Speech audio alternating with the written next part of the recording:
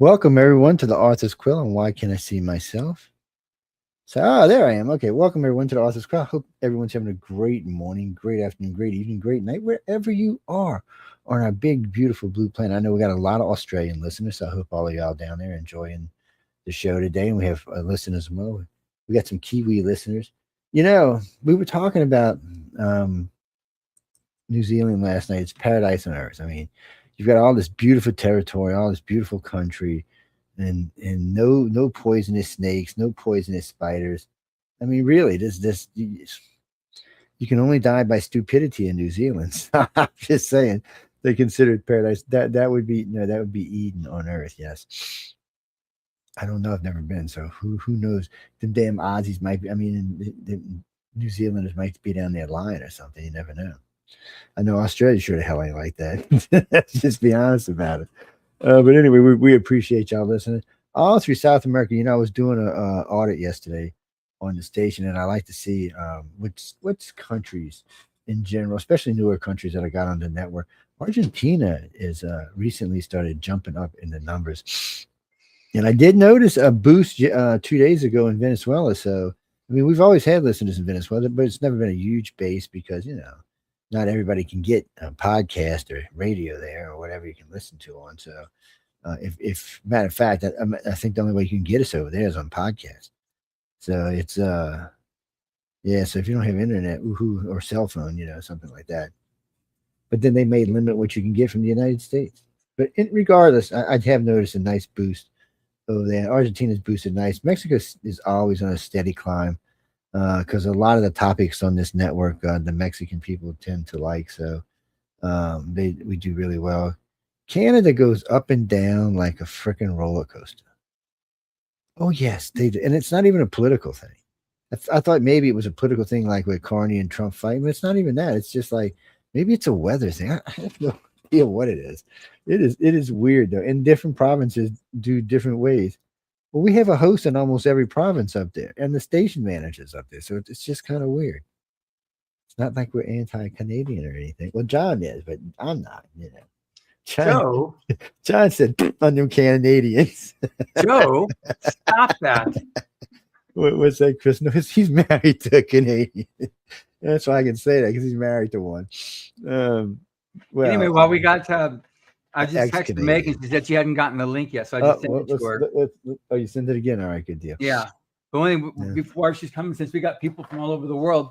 This is one of the a contest called Writers of the Future, and it's open to all writers and all artists of science fiction and fantasy. And if you're aspiring and working becoming a best-selling author, but you're not professional yourself yet, this is a contest you can enter for free. You go to writersofthefuture.com. You can enter either short story, science fiction or fantasy, or science fiction fantasy illustration. And it's at writersofthefuture.com.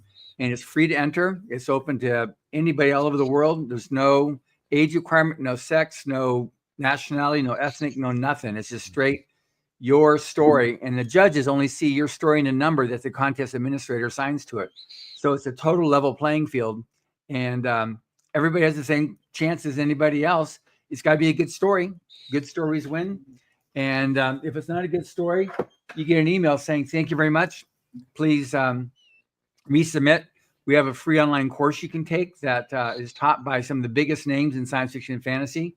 But I highly recommend you get it. And then if you like short fiction, science fiction, and fantasy, then I recommend you can go to any of the Amazon pages and get a copy of Writers of the Future. This is volume 41. And so it's been 41 years it's been going on. But it's the best new voices in science fiction and fantasy. So I recommend, if you're into science fiction and fantasy, that you check it out. It's the biggest competition in the world for science fiction and fantasy short fiction, and it's something you can really gauge your improvement as an author, because you can go from honorable mention to silver honorable mention to finalist, semi-finalist, and a winner. And so it's an amazing thing for you to do. And I just got a text from Megan saying she's trying to get on now. So I see her down at the bottom. Okay, good. It's no, Jeffrey, you can just win. Yeah, you can submit one time and win if you're that good. I mean, you can. It happens more for illustrators than it does for the authors, but still. What do you mean? Well, I guess in some ways the author competitions are more intense, but the illustrators just sometimes hit it right off the bat and win, and sometimes no. I don't think there's any secret to it. I've interviewed enough of them now. That I don't think there's a secret to it. I just think it's your particular talent. Yes. We do have a free course which covers a lot of the basics of how to do it. Rise of the Future is a market, just like other magazines and other books. So if you read the books, you know what we're looking for. It's middle school on up appropriateness. It's PG-17 would be the most outlandish. That's not, if you're looking for like dark fantasy, I mean, if you're looking for dark horror type stuff, that's not this market. Sex stuff, not this market. But the best way to do this, people, is just to go over to galaxypress.com and buy one. You can see what it is. What are we looking for? And just see. Yeah. Well, there's a 10 box set. I think they still got some of them around. Yep. And matter of fact, I found one the other day. I didn't know I still had. I thought I gave all 3 of them away. So I don't know where they came from exactly, but it's going to go to somebody this year. But I mean, just get one. They're not expensive. I mean, it's not like it's going to put you in a poorhouse.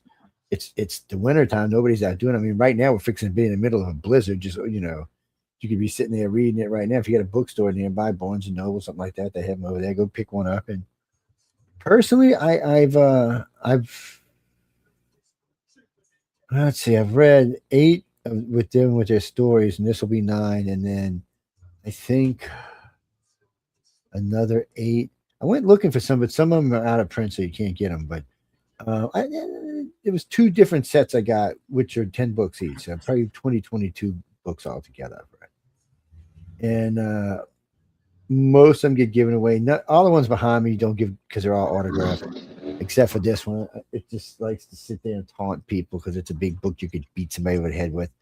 It's a good book to read. I'm just saying, look, this is something, especially if you live like in New York somewhere. So you can be reading this book and really, really be into this book, and somebody break into your house and just whack, and it's 2 for 1. I'm just saying. No, it's an enjoyable book. I don't know. Somebody asked me about Mission Earth and when they were going to release the audio the other day, but I didn't know what to tell them because I hadn't talked to John yet. Yeah. And we're hoping later this year, but they're just teasing y'all. They're keeping it a secret, man. That's it. Yeah. I'm just lucky I got to hear it. That's the question. Did Megan make it into the Let's see. Dun, dun, dun, dun. No, it's got she needs to connect her mic and her camera. Okay. She's got to do it when she just went out. She'll come back in and do it in settings. Gloria Weisenhouse. Where the hell are you from? I was going to say Germany, but I'm not feeling that's German. French, maybe? Irish? I don't know. It's your name. You don't know? I'm not even going to say that. I'm just going to leave that alone. I know I'm from Mars, so look. Yes, I actually come from Mars. Hey, look at that. All right. Yay. Success. Yes. Hey, Megan. I have no idea how I got locked out into the ether, but I'm here now. It happens. I wouldn't worry about it. It's welcome electronic. to the here and now. Yay! Everything. These days it's great. Just 10 years ago you couldn't have done this. 20 years ago people would have said you're having a fantasy or something. Yeah. It's multiple countries, multiple cities. It's great. So how you doing? I am good. I am living the spoody author life, so it's been kind of a slow January for me. I've been in migraine land, so my readers have been very supportive and patient with me as I rearrange my schedule a bit. But yeah, it's been good. Just a little slower than I'd like. Yes, we get a lot of listeners in January and February, I guess, because come on, right now we're fixing to go through a 3-day storm, half the country, 200 million Americans. So they're just going to be inside reading or watching or doing something. So Megan, you're in Florida? I am in Florida, so I am avoiding the chaos. Which part of Florida? I don't know now. I'm in Orlando, so you're definitely good. You're good. Yeah, I am so close to Universal Studios that when I see the giant volcano from Volcano Bay Water Slide Park, I'm like, okay, I know I'm 5 minutes from home. Okay, so I literally live in the tourist center. Yeah, it's nice down there. I've been down there quite a few times. My granddaughter lives in Tampa, but and we had some other friends down, and we had some friends down in the bottom of Florida, and then of course there's Key West, which isn't really Florida; it's some other weird zone. It's I connected to love it. Florida, but it's I don't know. It's weird. People, if It's you've kind ever of like been, entering a fairy realm. You've like it is. stepped out of the earth into this magical place, and it exists in its own different being. It's definitely. All I can tell you, people, go down there. You'll really have a lot of fun, but it's like the old. If you're old enough to know what the old Gulf Coast was, it's kind of like that. But that doesn't exist anymore. Too many hurricanes have taken that. Now we just have the new Gulf Coast. That's all we have. So what made you think you could write?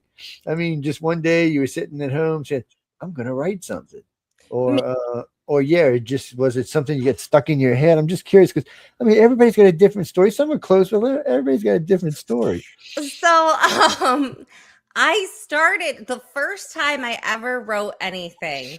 It was because like skipping back a little bit too far, and then we'll hurry forward.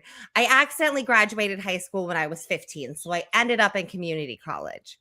So when I was doing community college, I was in a children's literature course, and we had to write a kid's book. But I was playing Ophelia in King Lear, and Ophelia has a lot of time off stage, like an awkward amount of time off stage. So instead of writing like an ABC book, I wrote a full-on middle grade novel that will never be published unless it is as a joke for a good charity cause. You know, if I could raise money for something good, maybe, but never ever other than that. So I had started writing back then and sort of associated it mentally with theater. Skip forward to when I'm an adult, and I was in a really, really miserable production of The Wizard of Oz. It was horrible. And theater has always been my outlet. I was a professional musical theater performer for my entire adult life until I went full-time author. So I was used to that storytelling outlet. This trip to Oz was truly just awful. And I needed an outlet. So I started writing, and it sort of became my own sandbox where I didn't have to have a director, a choreographer, and 20 other people on stage messing with me. I could have my own space to do my own thing. And it's really just a continuation of the same storytelling with my own playground. So I kind of fell in love with it that way, but it's all storytelling to me. Well, I guess it is all storytelling, but still, it's fun to be able to write. I got a good imagination. We met at Dragon Con. You didn't make it this year, but I was on a panel with her. That's how I met her. And that's one of the cool things about conventions is that you get on panels and you meet the most amazing people. So it was totally great that I was able to meet Megan. So she's been on the podcast, and this is like the second time on this show. And just a real fun person. It's like I see your social pages, and I feel your pain when you talk about your migraines and stuff. And then you're moving on, you're creating your stuff. It's like, you know, I think one thing that's really good about both the podcast and the show, people listening enjoy, they want to be entertained, but also when, people have a misconception, like an artist creator, whether illustration or storytelling, writing books is just, they're special. They've been granted this dispensation from the powers above and just, okay, here you go, create. And they don't know what people have to go through to be able to create what you enjoy, this. And so talking to you, other people are like, no, I can't do it. I got, I have a headache today, and it's like, dude, listen to Megan. Sometimes you gotta roll out of bed and figure it out. My poor husband. So I haven't been able to type on a computer for like 3.5 weeks. I just can't. Like right now, I'm not actually looking at you all very often. I'm actually looking just above the screen because screens aren't great. But I have been able to handwrite by pen. So my husband's actually been typing out everything I've been writing by hand and then printing it so that I can he really is the best. And not just from that. I mean, he also, so aside from being my partner on the Page by Page podcast, where he does all of the voice acting for the chapters and all of that, even when the book isn't a part of a podcast, he has done read aloud edits with me for every book I've ever published, which means he's literally read the book in full out loud to me so that I can make sure I like the rhythm of the words. That's great. So if that isn't a supportive spouse, I don't know what is. No, that's totally amazing what he does there in that. So have you ever tried dictating? Like the Kevin Anderson wrote a book and on I'm a Dictator, and where most of his stories he narrates, as he's taking walks, and then he gives it to a hired secretary who then transcribes it, and then he does the edit, or his wife Rebecca does the edit. So I have tried. Okay, so more head problems with Megan. I guess it was like 4 years ago now. I don't know. Time has no meaning anymore. 2020 and 2021 killed all meaning of time. I no longer know what years are. But I it was at least 200 pounds, but I took a 200-pound pipe to the head. And unfortunately, it caused some aphasia that I usually have pretty well under control. But unfortunately, speaking into the abyss and having narration come out no longer clicks with post TBI brain, or still it's the traumatic brain injuries don't necessarily go away, but it does not work because if I can't see the shape of the words on the page, they don't exist to me. Wow. They're just nebulous until I can see it. So I have some really great author friends who use dictation and they love it, and it is totally a legitimate way to write, but that my brain says no. But you know what? It's better now. You don't need dictation anymore because we have AI. Honestly, so what I was trying to do, and it worked really well last week, is that I had the handwritten pages. And last week, we took pictures of my handwritten pages and put it into ChatGPT, and clean text came out. This week, we took pictures of my handwritten pages. We put it into ChatGPT, and it had some very imaginative ideas. Oh, yes, it can do that. It went do that. off. There was a girl with neon green eyeliner who was flirting with one of the male protagonists. Oh, it can do some stuff, man. It can do some stuff. I'm using it for getting spicy. I'm using it for right now. We did a bunch of research projects a while back, and I'm using it to put them where people can watch them, but it comes up with some imaginative. And since the topic stuff we're talking about is very imaginative, start off with the thing, it just goes off. But hey, when it does write it, I mean, it's great. When it works great, it's great. I mean, you can cut off a lot of time, a lot of pressure. You can get rid of a lot of things. I mean, it's good for you, Megan, if you can just put it in there and it's like word for word, as long as it understands your handwriting. And that's what it did last week. Yeah. And then this week there was a girl with green eyeliner, and I'm like, she doesn't exist. I don't want her to exist. And I was my husband was typing because I couldn't do the typing, but he was like, did you take some artistic license with this? And the ChatGPT was like, yes, I did. And so he was like, okay, no artistic license verbatim. Can you give me this verbatim? Green eyeliner still showed up. There is no girl with green eyeliner, but for some reason this week, ChatGPT is like, no, you need a girl with green eyeliner. Because that's probably what it's thinking is going to go viral. You got to watch. I just want verbatim dictation so it can be printed out so that I can edit on paper. And it's there's lots of AIs too. So there's actually a version made for authors. You can actually you can flip it on and it'll read. As long as your handwriting is clean enough, it will read and write word for word, no problem. Now, if you got handwriting like mine, oh my God, no. If I'm texting, I'm fine. Except for writing. Yeah, that's what you think. I'm just not trying to. Anyway, there's actually a program that's for I think it's for museum docents to do old text. So if I have to do handwriting again next week, we might get the program that's for translating 300-year-old texts and see if that'll do it. Yeah. Right now I'm in the middle of teaching. We're so I don't know if you pronounce it anathema or anathema, but just the whole thing of AI on any creativity. So it's one thing for it to be able to do a spell check, something else for it to do what you just talking about there. It's like, no, that's at least for writers of the future and illustrators of the future. It's a big no.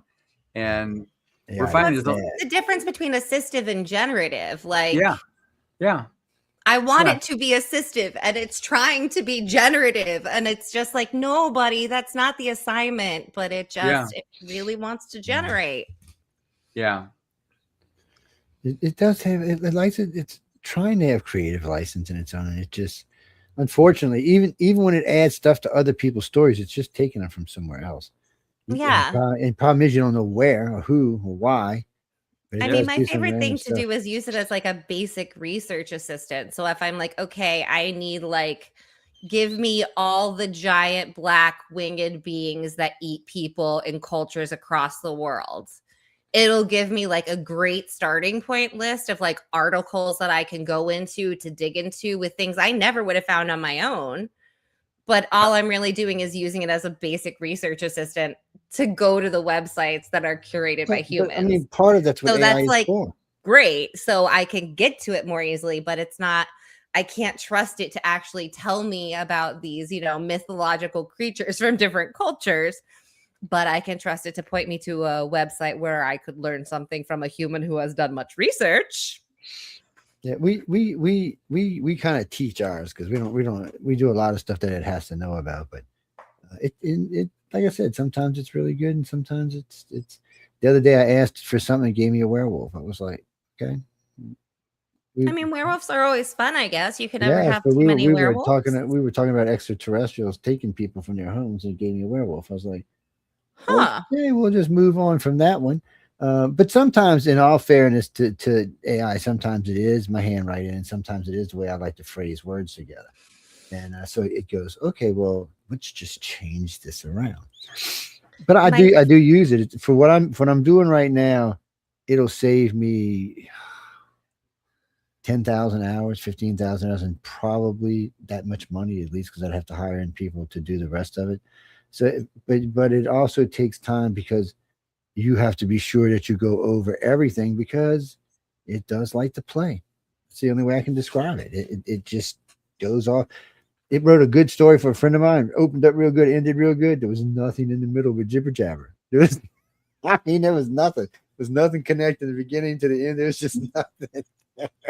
It's a very interesting critter in there. There's actually a new trend going on for people with ChatGPT to ask their ChatGPT to give them an image of what it thinks they picture their personal ChatGPT connection as.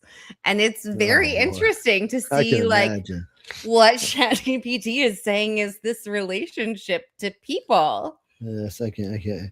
As long as it's not Alexa or Siri, because they hate me. Ever since they went AI, we're not friends anymore. It's my wife laughs all the time. Shout at me. Yes, it does, and it sasses you, and then it wants to correct you. The other day, I was thinking because I got a value in my backyard and I got a gun, and I was like, So I wonder if I can use this like skeet practice. It does. It'll get sassy with you, and when it's wrong, it doesn't like it when it's wrong. And I come to find out, ever since it went AI, it's wrong a lot. It makes a lot of boo-boos, and I get aggravated. I actually wrote to Amazon a couple times, and you can give feedback on a thing, and then we're on air. This happened like 5 or 6 times now. If I've got Siri and Alexa in the room with me, sooner or later on a live show, they're going to start talking to each other. They'll just start chatting. Once one says something, the other one starts talking, and then they going back and forth. I'm thinking, really? And I'm asking, never had that happen. Oh, it's freaky. And then last night I'm asking my host a question, and Google answered for him. I was like, you gotta be kidding me, man. It's just too many devices that are always trying to help.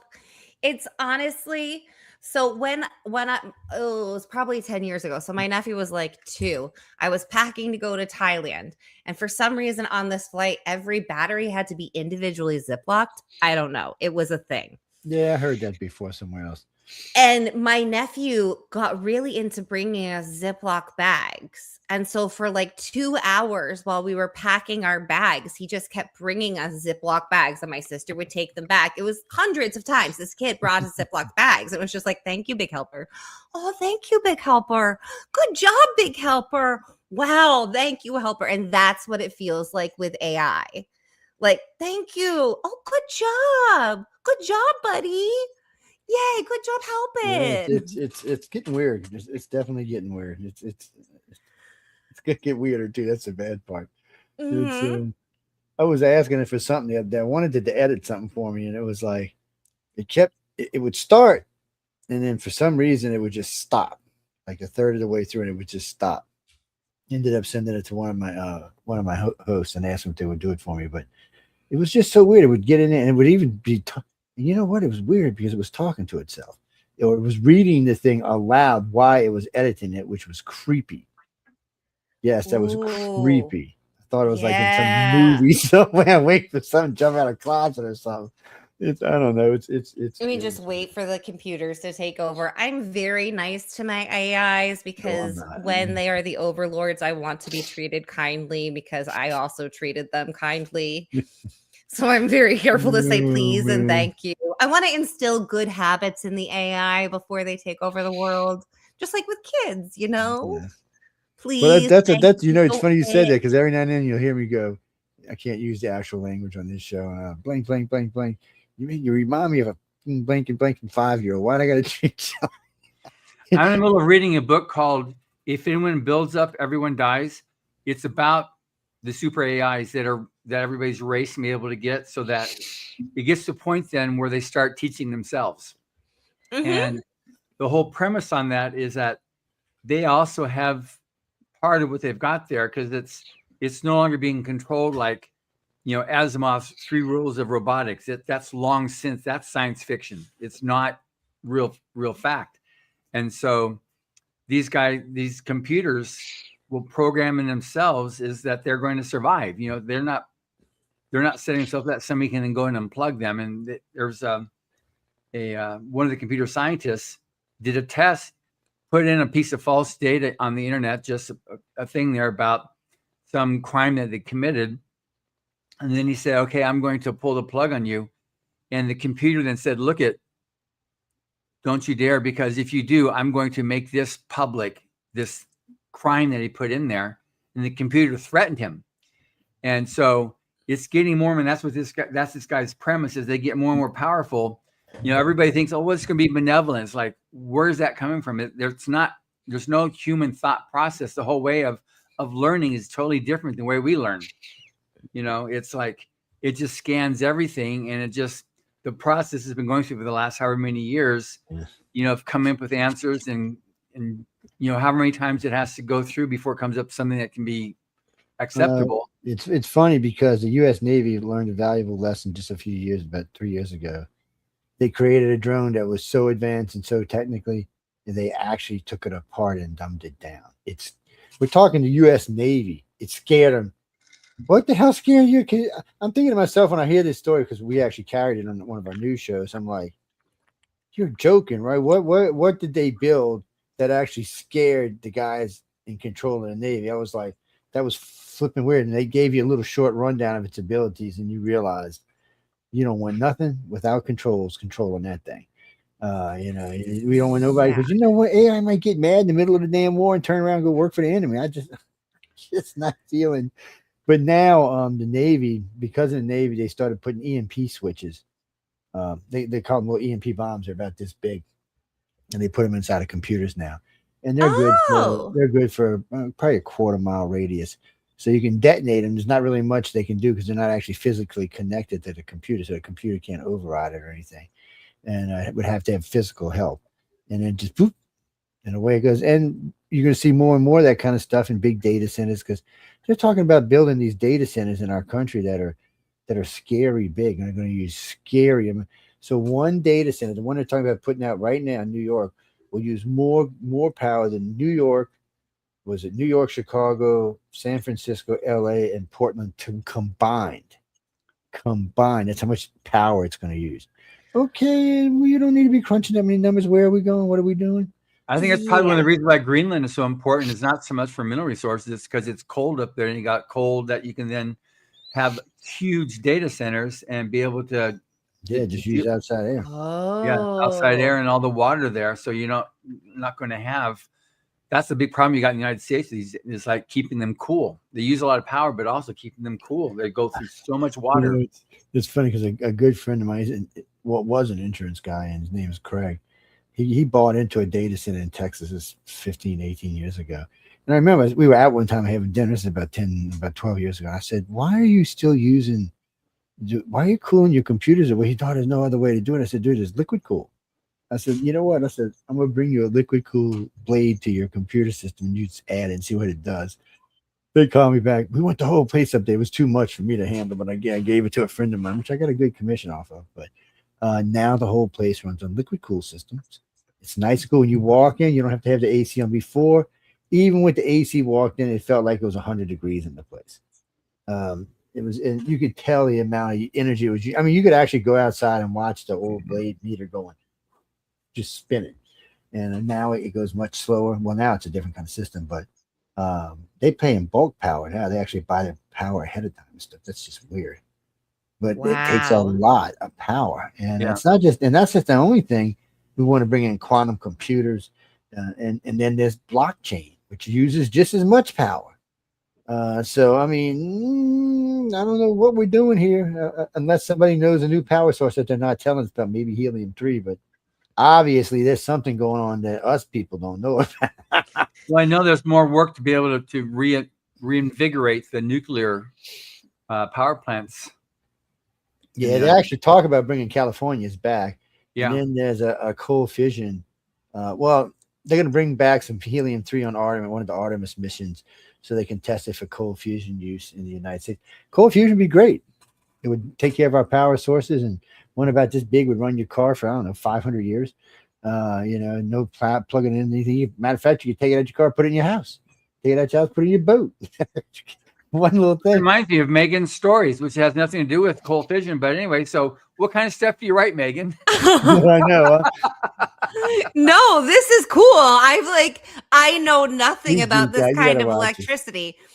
I know that I was very glad when I moved into my neighborhood in Orlando, because there's nowhere to put anything around me. And in Orlando, that's a great thing, because I know there can be no power plants, no theme parks, no nothing in my neighborhood. And that's really all I know about the AI plants, is that I really, really, really don't want to be near one. Orlando still has overhead power lines? Yeah, we do in some places. We have they have recently updated our climate expectations in Orlando to be what it used to be on the coast, and the coast got upgraded, so it's a slow process. They are prepping us for more disasters, but it's next time John and I having lunch with Ron, we'll gripe at him for you.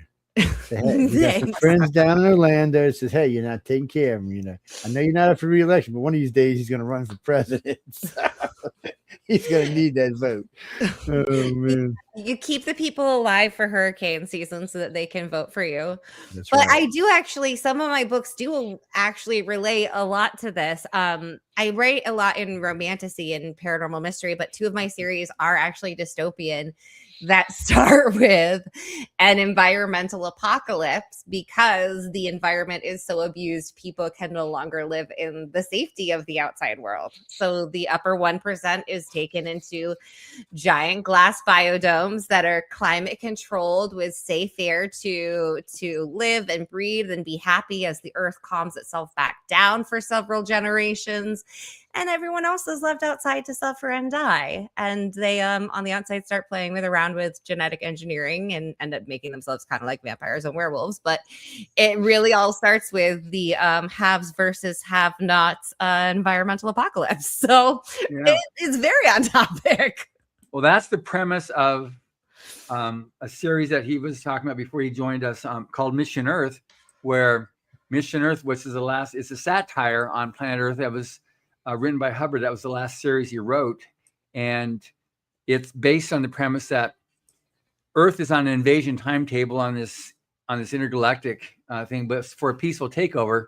And in 150 years, it's going to destroy itself because of pollution, polluting the water, the air, and everything else like that. So the mission Earth is actually a mission to keep Earth from destroying itself, so that you have to infiltrate technology that handles the pollution, gets rid of being dependent upon burning oil, fossil fuels to provide fuel or energy. And so that's the whole premise of that stuff, that's destroying itself, and it won't be habitable, when it's time for them to come. So, I mean, it's a very real thing there. And so, we've got, right now there's a lot of push, just, energy, because that's the big, in that book there, the president of the planet is a guy named, what's his name? The guy that owns all the oil. Now you didn't say it like 3 times. It's not going to come back to my head. It's it's a playoff of somebody else's name too. Yeah. It is. It's Rocket Center. Yeah. Instead of Rockefeller, Rocket Center. Yeah. He's the president of the planet because he controls most of the oil, and so he controls so much stuff there. And then it's just they buys up all the patents and keeps it from being done, so it just stays, with oil, because that's where the money is. So it's an interesting story. But when he wrote it back in the early 80s, it was science fiction. And now it's more like science fact. It's more like an observation on Earth now, whereas before then it was like a warning. So it's very interesting. Well, we were talking about Key West earlier, and you can actually see, like, down in the Florida Keys, there's already forced evacuation of some homes where, like, that's it. You don't live here anymore. Sorry. There are, because of the hurricanes and the erosion. They just, those houses, they can't keep them there. There are some places where they've been told that that road is not getting rebuilt again. So when it goes, it goes. You can either move or use a boat to get around, your choice. But they're already, like, people are being forced back because of the climate change. It's already getting pushed in Florida. And that's Key West, you said. And I think it's the mayor of Key West who is actually in charge of making those decisions, which really is, like, hard for a mayor. That seems like a lot of pressure. Yeah. But I used to live down, before I was in Orlando, I was down in Fort Myers, Florida, which was where, right by Sanibel and Fort Myers Beach, where the horrible hurricanes happened a few years ago. That's the east side or west side? That's on the west side. So that's on the Gulf. Is that near Boca Grande? Not really. It's like a little bit, it's between Naples and Tampa.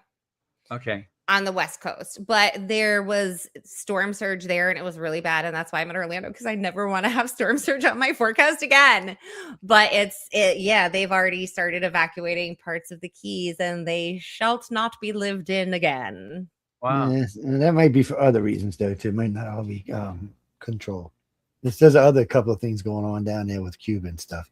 Because here where I live, and I live on the Gulf, I mean, literally, if you look out my yard, you can see the Gulf of Mexico. Whoop, Gulf of America, please don't shoot me, people. I don't want to get shot. Don't shoot me. Whatever y'all want to call it, Gulf of America is fine. It's we've had snow. This will be 3 years in a row. Now, I'm pretty old, and I see snow about once every 10 years, and it's rarely more than an inch. Last year was 2 feet. Our summers have gotten marked cooler, and I mean, we're talking 5 to 8 degrees. And it's causing the hurricanes to run up the Atlantic instead of coming into the Gulf. And when they are coming into the Gulf, they're coming in about half as powerful, which, don't get me wrong, since I live here, I'm really happy that it does that. But it's weird, because when we talk about, when you talk about climate change, you have to see, okay, well, that's entirely different than what anybody's been predicting. All I've ever been hearing is everything's going to get hotter. And when I talk to my friends in New Mexico, they say the same thing. It's way colder out there. So you're seeing a big shift. Global weirding better than global warming. Because it's just like, it's like a kid came in with spatter paint and was like, never mind, and had a temper tantrum on the weather. Like, it's just weird now. A kid with spatter paint went, blah, and now it's like, you get what you try to survive. Well, then there's the problem of anything below the equator isn't affected. What the hell? I understand the planet does this number. You know, we got winds that go this way on the top, winds that go this way on the bottom. I mean, that's all fine. I understand all of that, but it's just weird because when we talk about man-made, it should kind of cover the whole planet, not just the top of the planet. Even though I guess this is where the majority of people lives, on the top of the damn planet. I mean, what is there, about 6 billion of us up here? Maybe 6.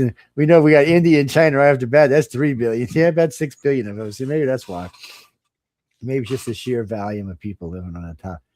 But anyway, getting back to Megan as an author. Megan needs to write a story about everybody moving to the bottom. Yes, Megan. There we go. So like a super good story, scare the crap out of everybody.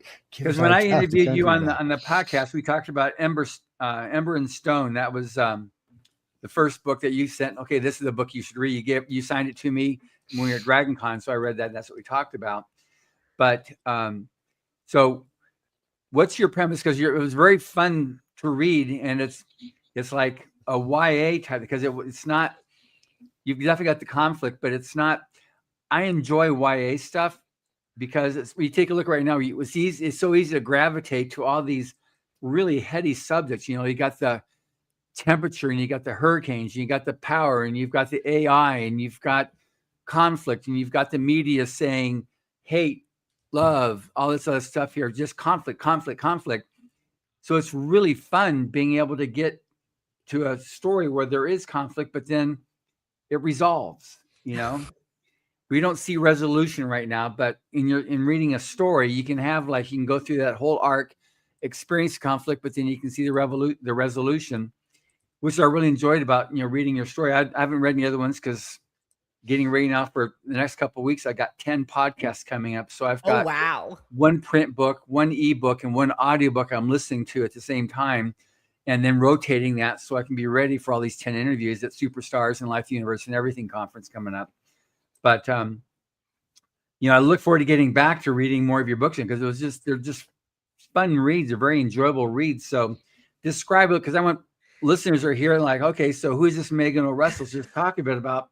You gave that to me as a good first book. So let's talk about that series. Sure. So Ember and Stone is book 1 in the Anna of Ilbrea series, which is an assassin origin story. So if you are in your romantasy vibe and you're okay with sticking at like a PG-13 kind of jalapeno instead of going for fourth wing ghost pepper, then this is going to be your vibe. It is closed door vibe, steamy but closed. Right. So that area. It is about okay, let's back up. Sorry. We'll do this the good way. In the country of Ilbrea, it is ruled by 7 guilds that are not ideal. And the 7 guilds caused the death of Anna's mother figure. And because she was trained as an illegal healer, she was helping people survive, even though she knew it could get her killed. She chooses to use those healing skills to do unaliving instead, and begins a story for not only vengeance, but for safety for the people who come after her. Is really what she's looking for. She's looking for safety for the next girl who is stuck in her shoes. And I do think that in this time when our brains are stuffed with so much trauma, having fiction that allows us to process trauma through another character, having that parallel emotional process of grief, anger, redemption, success in fiction can be so healthy in times like this. Yeah. So I encourage people who are struggling now, even if you're always like, I only do autobiography or something, pick up a great like hero origin story and like read about that person who was going to put on that cape and save the world no matter what. Like, give yourself that character arc for your soul, because it can be really healthy in times like this. I know, it's awesome. It's really awesome. If things start dystopian, but as long as it ends good, I'm fine with that. I'm totally fine with conflict. Some things I I'd rather not have, because if I want something that's just really nasty or gnarly, I can just read the news, listen to the news, and you can get that. So I don't need that, so that you're going to have any lewdness or the hardcore sex stuff off the page, I'm fine with that. I can know what's happening here, and I don't need that to be able to appreciate the story. And I can appreciate, somebody lopping off somebody's head or shooting someone with an arrow. And that's okay, cool. You're going to have that. But then to go into and just describe jab by jab and the sound of the ooze coming out and the blood squirting, all this, like, sometimes it feels like you're on a report for a cleanup crew. Like they're telling you what to expect when you get to the scene. Yeah. Like, hey, there's going to be this much grim grisly things for you to clean up later. Like, it doesn't feel like an action sequence anymore. It just feels like, here are your entrails, go gather them. Yeah, somebody's trying to create this weird effect on you instead of telling a story. And so that's one of the differences from a good writer versus someone that just tries to, they're trying to create an effect and say, I can really make you feel awkward. I can make you feel ooh or ick or something like that. And unfortunately, some people, you take a look at the fact, like, horror is one of the major genres. Stephen King does really, really well. I don't like it myself. Yeah, I don't either. I'm not big. I'm not into that stuff. It's like, I don't need that to feel like I'm alive or to get some type of whoa. I can be impressed. When I met you and talked to you, like, wow, I like that girl. I want to talk to her. And so we talked afterwards, and we became friends. So it's like, I can have that type of relationship. And then with the book you gave me, I could relate to the girl. She started off very humble, but then she had her integrity and she's maintaining her integrity. So I like that, Yeah. And just that, that a person, I don't think a person always has to do the right thing, but they can always come around and do the right thing. They learn, that's what life is like. But to me, it's okay that somebody learns to do the right thing and then in the end does the right thing. I think it's a good thing. And, when I get back to reading book number 2, I'm anxious to see what happens with her and that dude that's helping her out. It's like, okay, it's brewing. It's brewing. Something's happening here. I know it is a slow burn romance. For the ages. It is my husband likes to describe it as like tapping an Alka-Seltzer tablet into water. It's just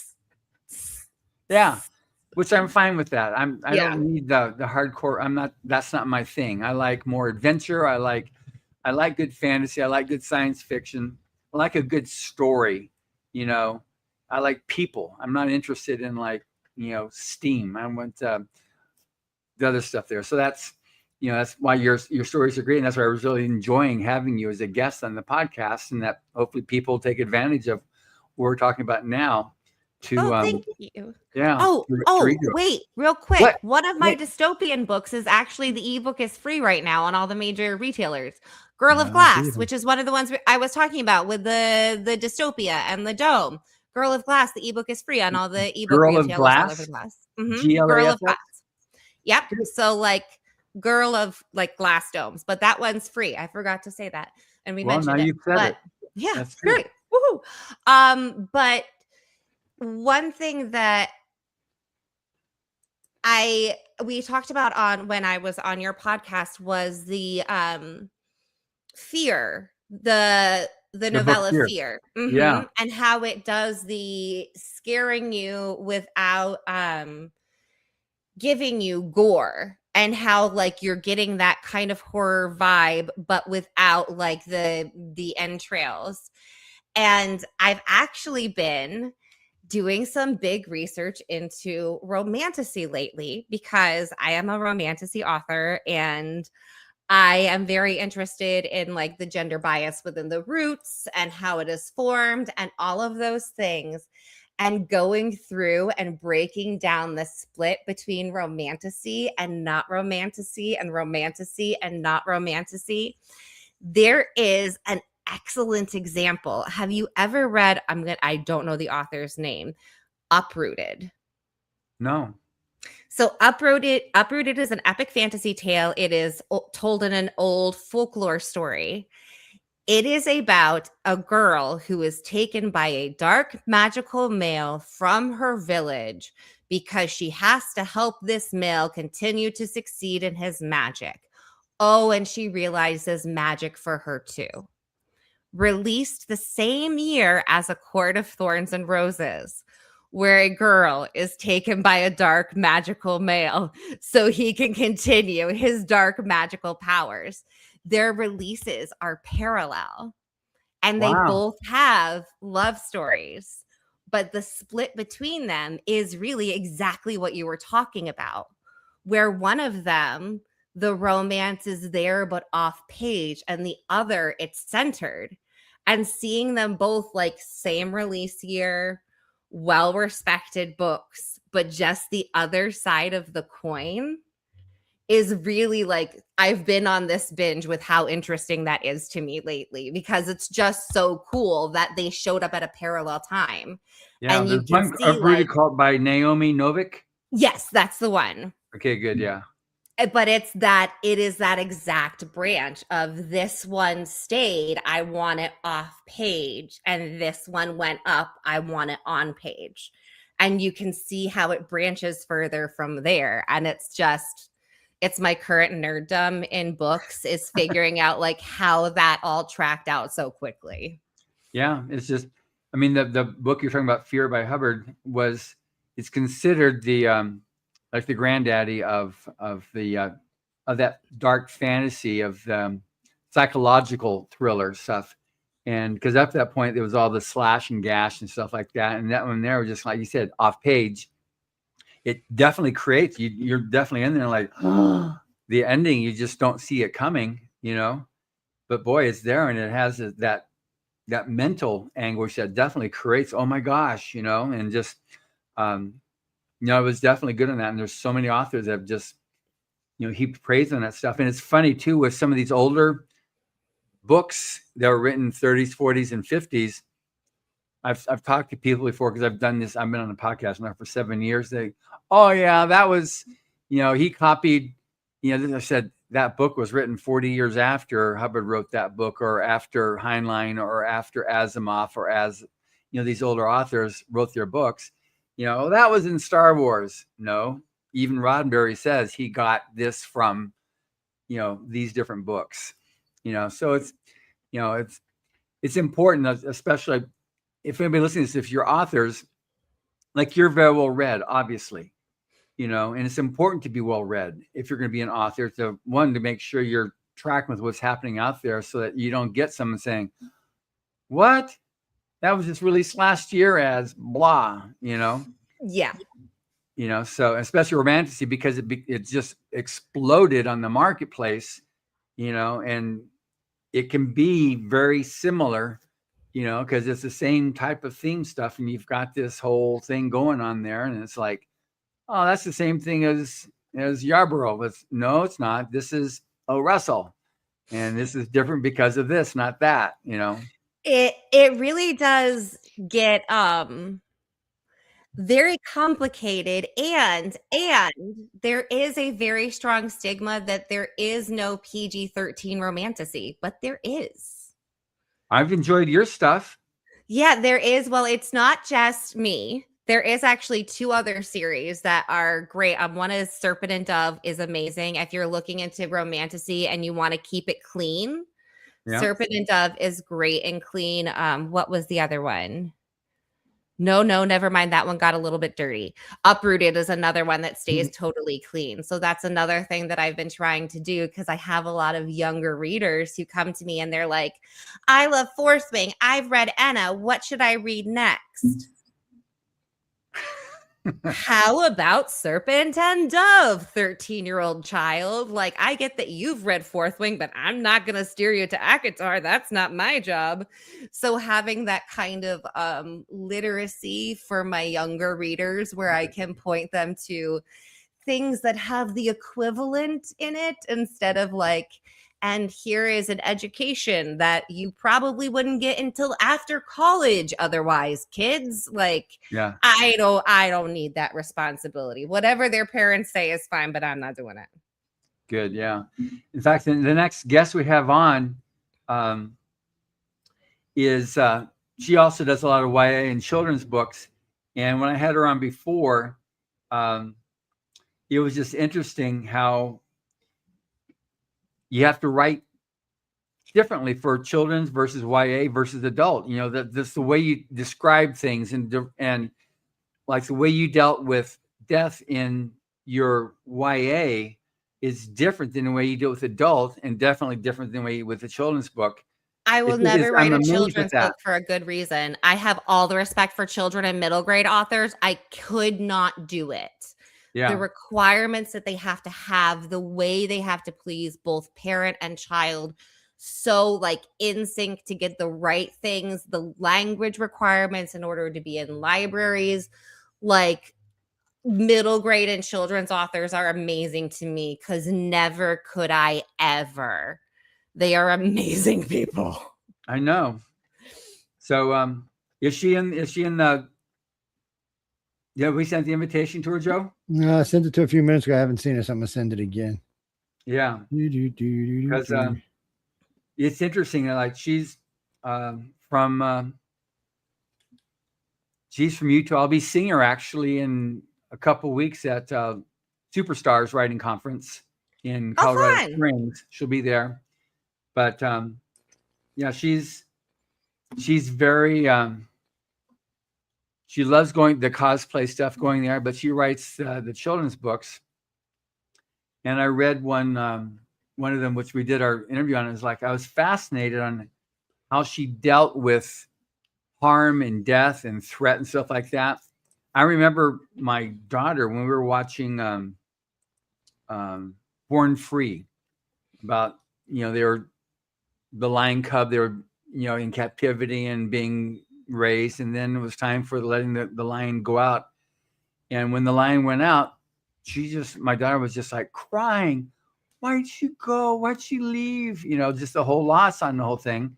And it was like, but that was a child, that's seeing that. And so you've got to definitely have, like I totally agree with you, it's like be able to think like that and appreciate it, but still have a story move on with some interest and like keep it going. Especially this is a series, Min the Magnificence, about a little baby dragon that saves all these big dragons, and it's like the standard kid dream, I'm going to save my parents, they're in trouble and I'm going to come in there and save my parents. And I used to dream like when I was a little kid, and just seeing these things there. So it's just it's amazing being able to think like that and do it and make it so that it carries through, so that adults will enjoy it as well as little kids, and not be totally turned off, but have enough interest that keeps them going. It's just amazing. I've never been good at describing the harsh topics to little ones. Yeah. So back in my actor days, I was doing children's theater, and I was known, we'd do the kids show and then we do a Q&A after. And I was known for giving the worst Q&A answers, not because I was trying to, but just because my brain doesn't process the way children's do. So I was Maleficent in one of the shows, and I had like the big stuffed horns. And during the Q&A, a kid asked what was in my horns, and they were squishy, like they were stuffing horns. Uh-huh. They were really light, but I didn't think the kids would know stuffing. So I said, well, it's smushy like the inside of your teddy bears. And that caused hysterical tears from many children, because it didn't occur to me they'd think Maleficent had gutted their teddy bears and used them for her horns. A child also asked me if I was alive at the end of the show, and I was like, no, I got stabbed and died on stage. Another one you're apparently not supposed to say to kids. So I will never, ever write children's books, because I would be horrible at it. I stuffed my horns with your teddy bears, kids. I can't. I'm not good at it. Yeah. Yeah.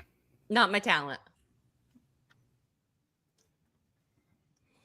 So I'm trying to see if Man, sorry, but I lost my earpiece when I'm falling out. Oh, and I'm officially going back to Dragon Con this year, so hopefully I will get to see you there. Oh, that's great. I'll see you again. Sure. Yeah. Yeah, that's awesome. Yes, I have to come up. I have to come up and see John this year, so I got an excuse. Yeah. Yes. Are you there at your own booth, or are you just there as a pro wandering the aisles? Just as a pro, I do a lot of Comic Cons where I have a booth, or I'll do like a booth, and then I just last weekend I ran 2 panels at the Central Florida Comic Con and had a booth. So sometimes I'll do that. But honestly, Dragon Con last year, just as a guest, was so overwhelming. I don't think I could handle tabling. And so I've already talked to a bookshop about doing like a signing, and then there's like the author signing. So I'm going to do that, but I'm not going to have a table because I think that would be too much for my little TBI lupus brain. I think I would end up crying on the floor under a table somewhere. So I'm going to not do that.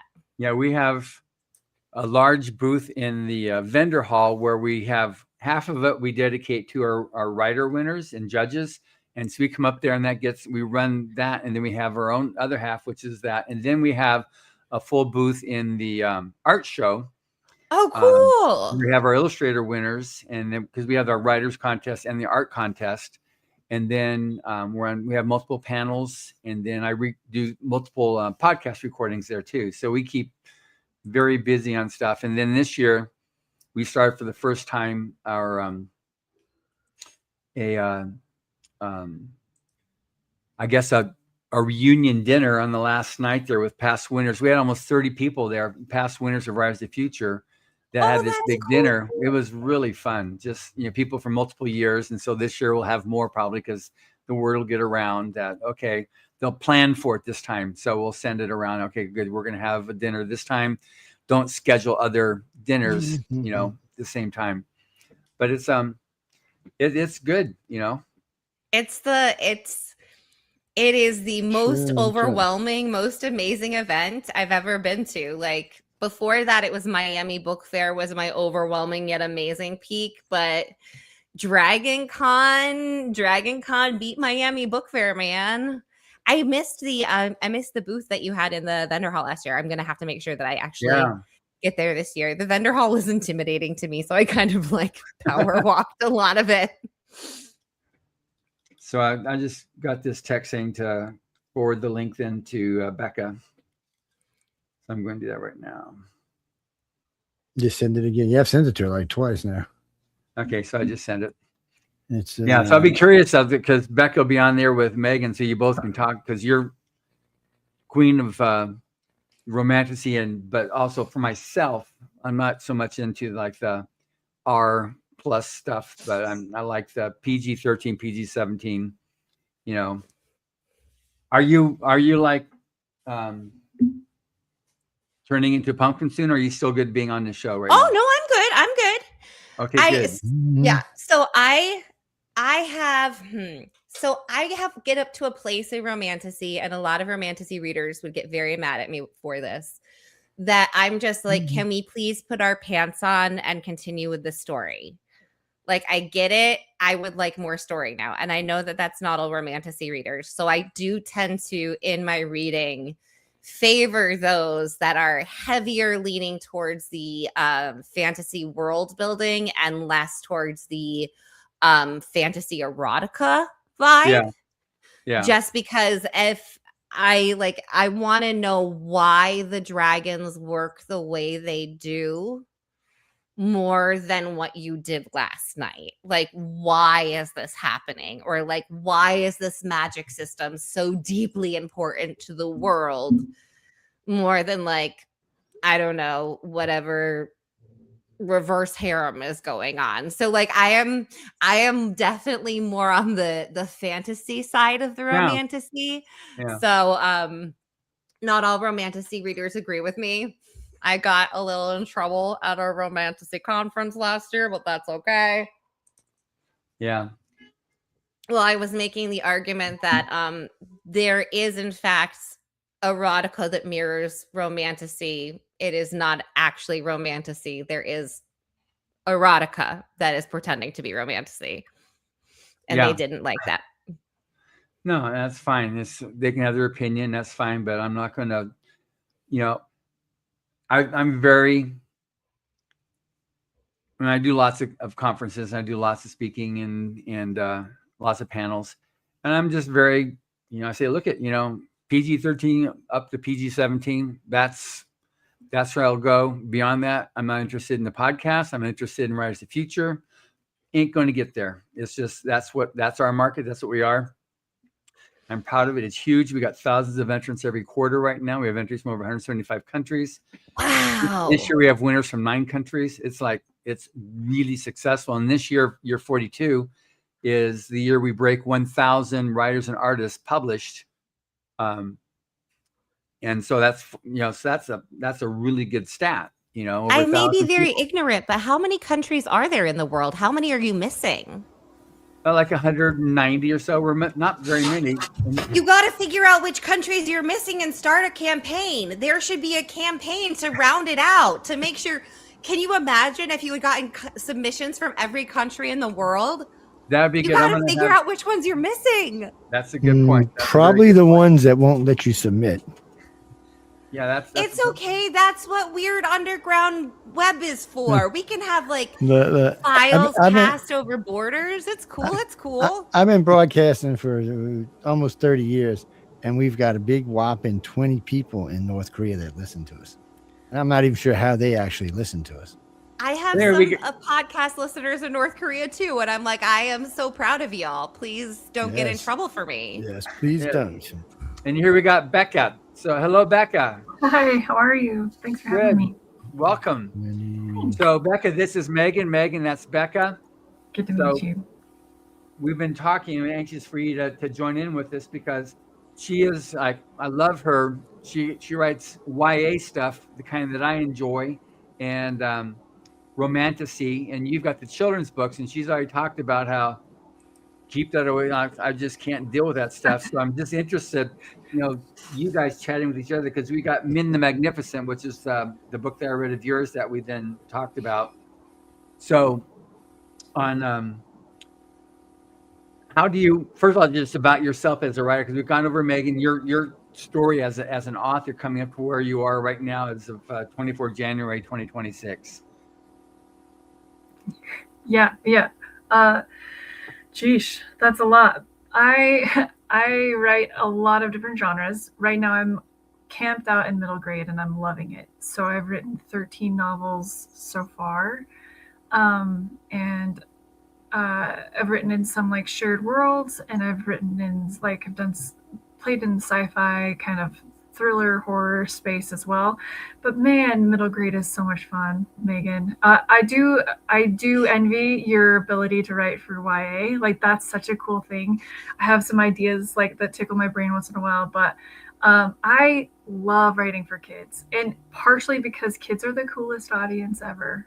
They adore the stories that they love. You know what I mean? You'll get an adult reader that loves your stuff, and they're like, well, I really love this. They're giving you an IMDb review of it, but kids are just oh my gosh. I was at an event at a mall a few months ago, and there was a kid who loved my book so much she wouldn't come up to my table. She was too scared.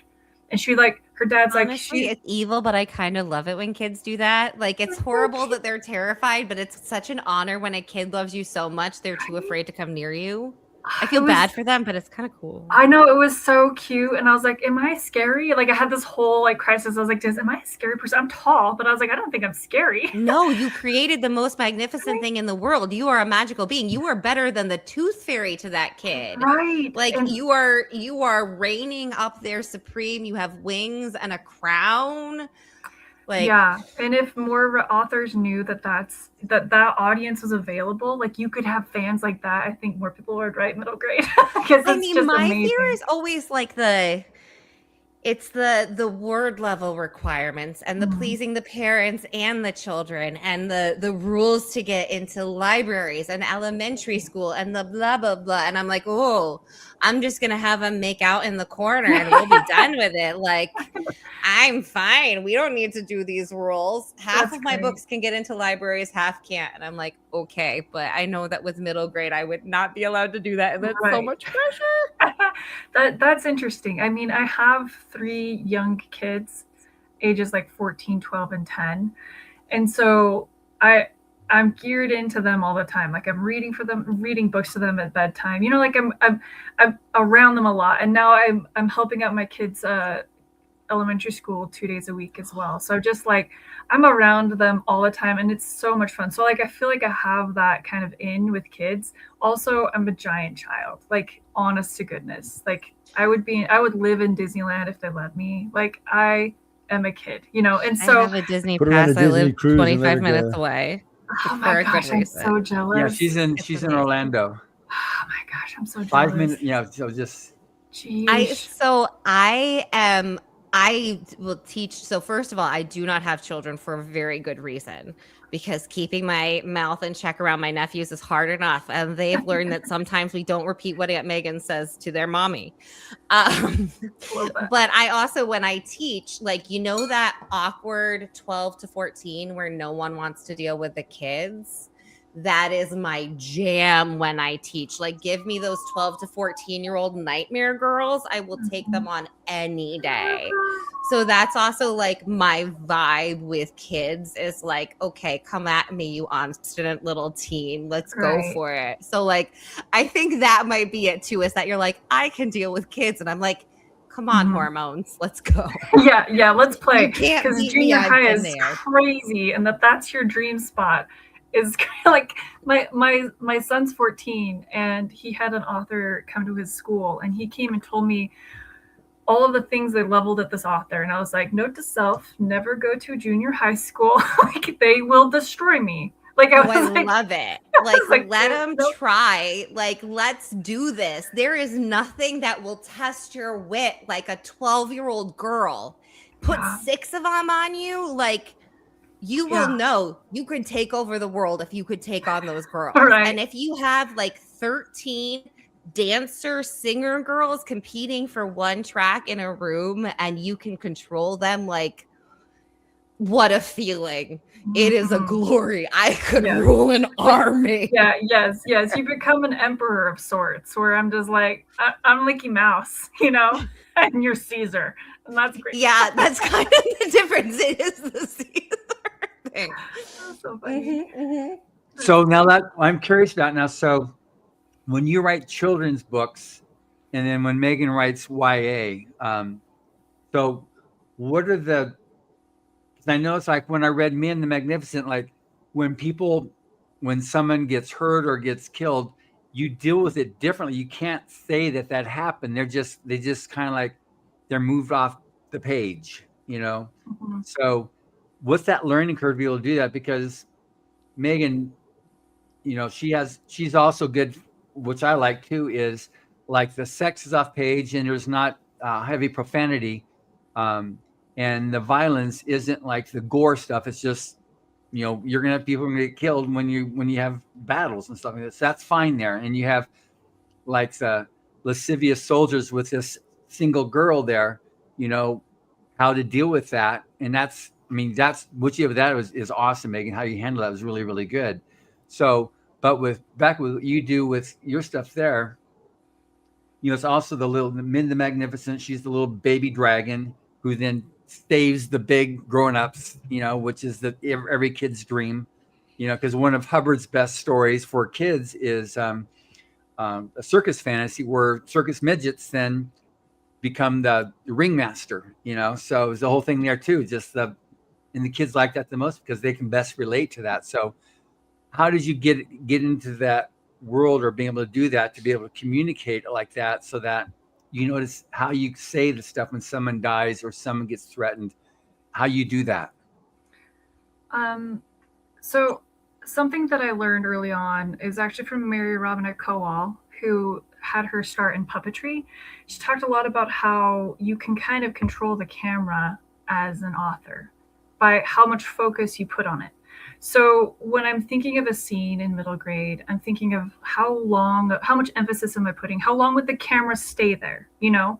So if it's a fight scene or if there's blood and it's a kid's movie, the camera's not zooming into the blood, right? But if it's a Zack Snyder show, like, yeah, you know, like you're gonna see splatter and you're gonna see, but like Star Wars, there's no blood. Like, and that's a all ages kind of thing, right? So it's way I control the camera that I think most about. It's like, okay, like this happens. I'm not going to shy away from this thing happening necessarily. Like the bad guy is going to get something here, but how long, where's the camera going to be? And I often move to the reactions, right? Rather than like staying in the like nitty gritties of that thing. Because like look at Muppets, man. They're like a masterclass in middle grade. Like if you want to learn how to write middle grade, just watch like, you know, like Christmas Carol Muppets. Like it's the best. But like they handle those scary moments in the Christmas Carol with like Gonzo and Rizzo, right? They're filtering it for you. And even in Star Wars, the droids are filtering it for the kids. Like look how R2-D2 is reacting to a dangerous situation. And so you can put in these filters of like side characters or comic relief, but you can also, instead of like focusing in on the dead stormtrooper, which I don't think Star Wars ever really does, it moves to something else. Like so controlling the camera and how long I emphasize that thing is something I think about a lot. That's so cool. I've never heard of it put that way. I really, really like that. That's very cool. Sorry, Yeah. I jumped in. I just No, thought you're good. No, that's good. I'd love to hear how you handle it, Megan, because you're dealing with some pretty like tough topics. Here's the thing. I have learned from my students that there is nothing I can say to them that is any worse than anything they've said. The things I have gone through, I call them my kids. They're not my kids. My kids are cats. My nephews even say my cousins are cats. So they know the deal. But the things that I have been through with my kids, once they hit a certain age, to me, it's giving them the ability to face the grief, the ability to face the gore. So like in the scene that John was mentioning, where a girl is cornered by a bunch of guards and it is a really bad situation, having her have that fear of what's going to happen. But later in the book, when she has a knife again and she is cornered again, she gets a moment of power out of it. So rather than be like, okay, no one's ever going to get cornered like this. Because once you hit 12, those kids know. They know everything. That's reality to them. They're already afraid of it. They're already trained for it. So rather than be like, that's not going to happen. Okay, this happens, but she protects herself. She learns, she grows. It's okay. We can get through it. And so I try to treat it more with direct honesty of this is what's happening and give them a chance to either process or redeem, because kids these days have seen everything. Like, I mean, they have. There's nothing I can do to shock them. I can't. Right. They like do things to shock me more often than I can do anything to shock them. Yeah, that's so true. Because I'm thinking about like when I was growing up, I wasn't able to like go online and see the things that kids can see now, you know? So like they're exposed to like, they can be exposed to graphic content. And and it's even, you know? like, even kids who are in active shooter drills, like even the fact that they're dealing with that, the amount that, this is so twisted, but the amount that my students will talk about death, they are obsessed with death. They are very knowledgeable that is coming and they want to talk about it. They want to acknowledge it. It is a thing that is happening. They want to joke about it, sing about it, everything, because they're processing it, because these are COVID kids. Right. These are COVID kids with, you know, shooter drills. So if what they need is to see that in this book, people die and it is horrible. But what we do is we rise back up and we fight, then that's what I'd rather give them than like something that's kind of glossed over. And like, yeah, it's dark and yeah, it gets gritty, and like 12-year-olds who live lives that 12-year-olds should live are not ready for that. And that's what I always hope, is that this little 12-year-old is not ready for my books. But like the reality is, what am I going to do? Like, you already know it all, kid. Right. That's fascinating, because I've heard like, you know, Instagram therapy. I don't remember who had said it, but like kids are afraid of the things you don't talk about.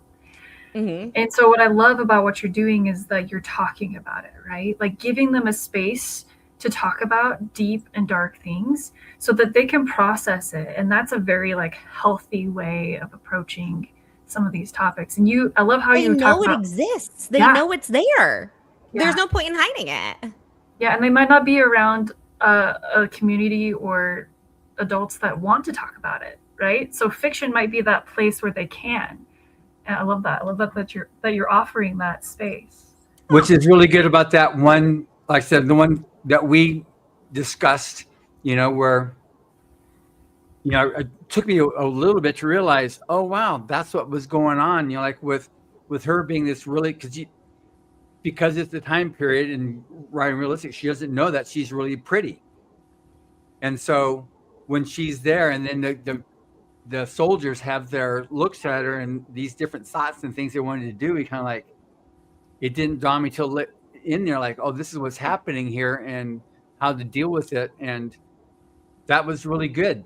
The way you did that, it wasn't like boom in your face, which, I don't think that's good writing. I think that's people trying to be, they're, like we said earlier on, they're people trying to create effect to show how outrageous I can be, and how much I can slap you. And you go like, whoa, you feel it. This is more of you call it the slow burn, but it's also just, it's something that somebody can look at. And what I like about stories is that any age can read it and appreciate it. So if someone doesn't know what's happening, they say, oh, wow, okay, she's this and that's happening there. And someone who's a little bit more involved, like, oh, wow. You can actually, as your awareness and reality of life, you can either take it for just a really fun, simple thing, like for a little kid in Star Wars. And then as an adult, you can see more of like the evil behind some of this stuff here and appreciate that too. But it appeals to everybody. So that's one thing about your writing. That's good. YA isn't just for middle school. Good YA can appeal to everybody because it has that, if you know what's happening behind on the other side of the door, then okay. Or it can be like in the movie Big, like where Tom Hanks goes, I get on top, and it's like, he's a little kid, so he's in the top bunk and she's on the bottom bunk, and that's that reality, so you're able to communicate that, which I appreciate that, because I don't like the stuff where it's just like so much in your face and it's just more. I think that's one of the really bad things of Hollywood, what it's done, is making things so like everything's out in the open here. It's like the only way to go is to get more outrageous, more bodies killed per minute, more bullets fired, more this, more that. I mean, Jason Statham can kill more people with a single shot per person and have thousands of shots at him that don't hit him. It's amazing, he's just an amazing person, but yet, but that's what Hollywood's done, so that's why I really gravitate to both of you as authors and really appreciate what you do. And that's why I said, I like yours, but I didn't get that when we did our podcast interview. You were withholding that from me, Becca. No, withholding, man. The Hollywood's going to figure it out because kids don't need to see you blow stuff up and killing things. What do you have video games for that, which are much more realistic, by the way. I know they're just slowly but surely circumventing. Pretty soon there won't be traditional movies and traditional television like we see today. A lot of that's going to change. I mean, the stuff I'm working on right now wouldn't be considered traditional. It'd be almost considered interactive. So it's just going to be different. People are going to have to modify themselves to keep up too, because you're only as good as your last thing. Unfortunately, I've been in media too long, and the world loves you, but after a couple of whiles, they're like, okay, well, what are you doing now? And, it's unfortunate that we're like that, but I mean, some stories hold up forever, but not as many as we would like to see. Well, the podcast, the Resident Feature podcast is up to, I mean, it continues to grow and people listening, and I definitely keep it PG 13, 17. And I'll always extol the virtues of people like Becca and Megan. Yes, the early shows on Saturday are all PG, or actually really G. And all the evening shows are, well, we can't discuss that because these are G-rated shows. We can't discuss what goes on there. I mean, I don't want to express that all of my work is like No, I know. Yeah, I know. my some work other that's on stuff my too. podcast is an F-bomb laden thing. Like Well, I you gotta have have somewhere to some let out works that some are not stress. friendly. So like, please don't go out and think that nothing is super spicy. Like I am not going to give you a lesson in how things work, kids. That is for someone else to do. But please don't think that all my books are clean. Yeah. We have a thing says no one under the age of 25. Please don't. You're not going to understand the topic matter. So we and like last night's show was late. I mean, it comes on at 9 p.m. It ran until almost 2 a.m. Oh wow. So and you know, a lot of the language in there is just that's not allowed. Well, you have a lot of stuff to talk because you definitely go into the politics, the good, the bad, the ugly, and all that stuff there. That's Friday night show, no, right? Yeah, because we get to do comparison politics. I'm a centralist, so I just call myself the equal opportunity hater because, you know, I basically hate both damn sides. I just have a ball.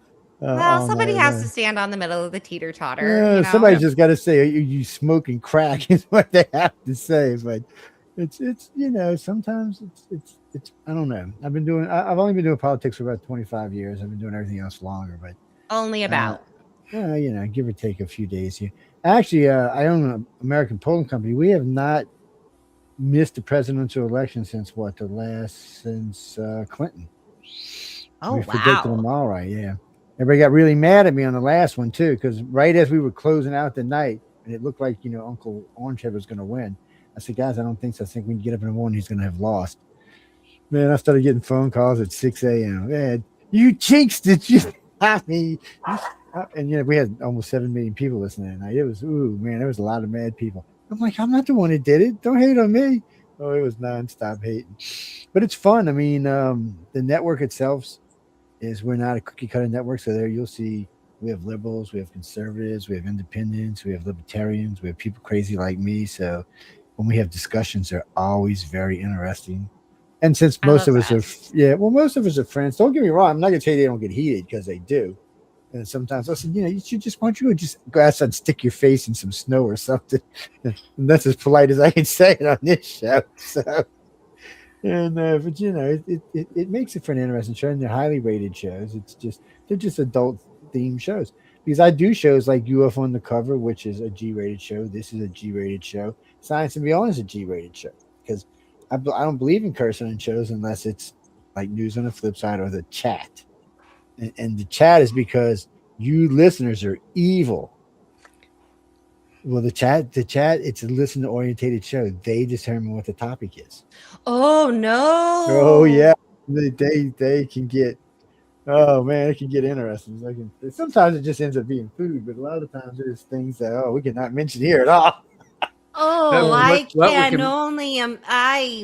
my head is going to some places. Oh man, it gets crazy. It's but it's good stress relief. You know, if you had a bad week or something aggravating you all day long or something like that, you can blow it off. You know, I just and John's heard me talk about this before. I tell all authors the same thing, and depends where you are in your careers and who you are, whether you should be out talking about things you shouldn't be or not. See, it doesn't hurt me. Being a centrist because Joe hated on this. Oh, but yeah, he hated on this one. So they got to kind of leave me alone. They can just hate on me and nothing else. So it doesn't hurt any sales or anything like that for me. But a lot of people, and I mean, even big people, we'll use what's her face, Taylor Swift. She lost $500 million endorsing Kamala Harris. $500 million. Now, granted, I mean, the woman's worth a ton of money. What's the big deal? J.K. Rowling's $500 million. Just for coming out. Stephen King, when his last release, I know. He went on a full tear. You can't. If you're big, you need to stay out of politics. It's, I mean, politics can build you a following, but at a point, it's going to stop. And in this country, it's polarized at the moment. So you're either getting it or you're not. See, my thing is like, if someone reads my books, I feel like there's no way you could mistake what my politics are. No, you know, so it's like one of those things where I'm like, it's fine. I don't mind. Technically, I have a Russian translation of one of my books because the whole point of the book is freedom of knowledge. So I let a Russian company that's technically banned in that country publish the book. So it's one of those like, I kind of am in the I am what I am and cancel me cool boat, but I can see where there are some people whose books are ambiguous enough. Yeah. You wouldn't be able to tell. But I've never been in the ambiguous boat. I get hate automatically no matter what. The hate doesn't really bother me because, everybody tells me for like 5 years, everybody's like, you're just being so nice. What is wrong with you? I'm like, what are you talking about? And they're like, oh, that's not who you are. Don't be nice like that. I'm like, really? I said, you don't want me to be nice. Is that what you're telling me, right? I said, in 5 weeks, y'all going to be crying. Go back to being nice. And like, no, I said, okay. Because when I started my career in media, I was not exactly nice. My very first show I did, I got in an argument with a guest for 2 hours. I told him I can't even say what I told him on this show. I just can't even use that language. I was like, and I bleeped him all over the place. And I thought, and John's already talked about this, I figured I'm fired. First show, cussed the guests out, I'm fired. Oh no. That's great. That's great radio. Yeah, he was calling me, my producer. Oh God, y'all love you, man. This is gonna be great. So that's where it started, and I was known. If I thought you would be asking me, I was going to take you on. But politics is different. But I've had a lot of fun with politics. Because I'm a centrist, people get mad at me. But like I said, they can't hate for long because I'm hating on both sides. It's just when I hate on one side, somebody gets really hurt. Well, with Rise of the Future, which I know Becca's seen it because she's been entering. She's very familiar with it. I'm straight down the middle. All the posts you'll see on Rise of the Future, and then on my page as well, because it's so closely connected there. Yeah. I don't go political. I remember one time when Adam Schiff came to an event several years ago to the Hollywood Christmas parade that we host, and a picture of me with him, and then the right. Nice where are you with him? And then I had somebody else who's very, very famous on the right side, on the Republican, was there. And then the liberal said, what is she doing there? And I said, oh, come on, please. So I just stay clear of that stuff and just keep it right down. It's all about creativity, writers, artists. Writers of the Future, Illustrators of the Future is about that, and supporting and helping and nurturing talent so they can go on. And I just say, when we teach our workshop too, the winners say, just don't take sides on politics. You're going to estrange 50% of your potential. You're rich and famous. When you're really rich and famous, you can get away with it. Like, not even there. Just kind of like, because if you're a good author, why would you want to? I mean, if you're a good author and you're doing good stuff there, why would you want to make your stuff not available to have people too? That because they got silly senses of like, I'm not going to do that. I'm not going to follow you. I'm not going to listen to you because but they'll be in the bathroom reading in the dark. So nobody gets there if it's a good book. I know how it works. What's that, Christopher? No, I mean, John's right. I mean, when it comes right down to it, if you're trying to get a career going, it's best to stay out of politics. I mean, some people it's not going to phase, and like Megan said, if she writes it in books, it's not going to make any difference. A lot of people, unfortunately, it makes a difference in their careers. I've seen people's careers go. See, my stance is basically human rights are human rights, and human rights have nothing to do with politics. And if that's my line, like, if you believe in human rights, we good. You don't, we not. And that's basically my politics. I blame we're going to. It's fine. That's all good. Yeah. So that's one of the things of like, if you're not cool with that, please don't read my books because you're going to pan me in reviews. But my basic politics is like human rights are human rights, and we don't mess with those guys. I was going to say something bad. Yeah, I know you But were. like, that's my politics is like, we don't mess with that. Everything else we're allowed to debate. But like human rights, we don't touch. Other than that, we can talk, friends. We'll talk. But like, since that's my stance, I'm like, you're gonna hate. What humans are you talking about? There's a lot of different humans on this planet. Who are you talking about here? But then I need this broke down to DNA, man. On Becca's series, like, you're dealing with good versus evil, because everybody has that, and to a greater degree, when you get into fantasy, science fiction, good storytelling, you're going to have your good versus evil and how you're going to deal with that conflict. But with you, How do you do that for children as compared to what you do, Megan, with YA? So, Becca, how do you do that with children, the good versus evil? So it's not just like a snidely whiplash, Right. Yeah. I mean, the bad guys, like, they don't get as much screen time. I do, as I do in my other books. In middle grade, I don't give my bad guys as much screen time. But I do have a character in my Min the Mighty series that has like kind of a Zuko character arc. So he gets a little bit more screen time. Now, like when I'm developing bad guys in middle grade, I'm careful about like the balance of power. Because I want there to be peril, but I don't want kids to feel helpless. And so in Min the Mighty, the bad guy levels up every time. Like he's constantly evolving and he's smart. But Min, this little dragon, she gets new big dragon allies every book. So as I ratchet up the bad guy, I'm also ratcheting up her powers and her allies. And so there's like, is there going to be a big clash? Yes. But does Min ever look like she is like just never like all by herself against the bad? No.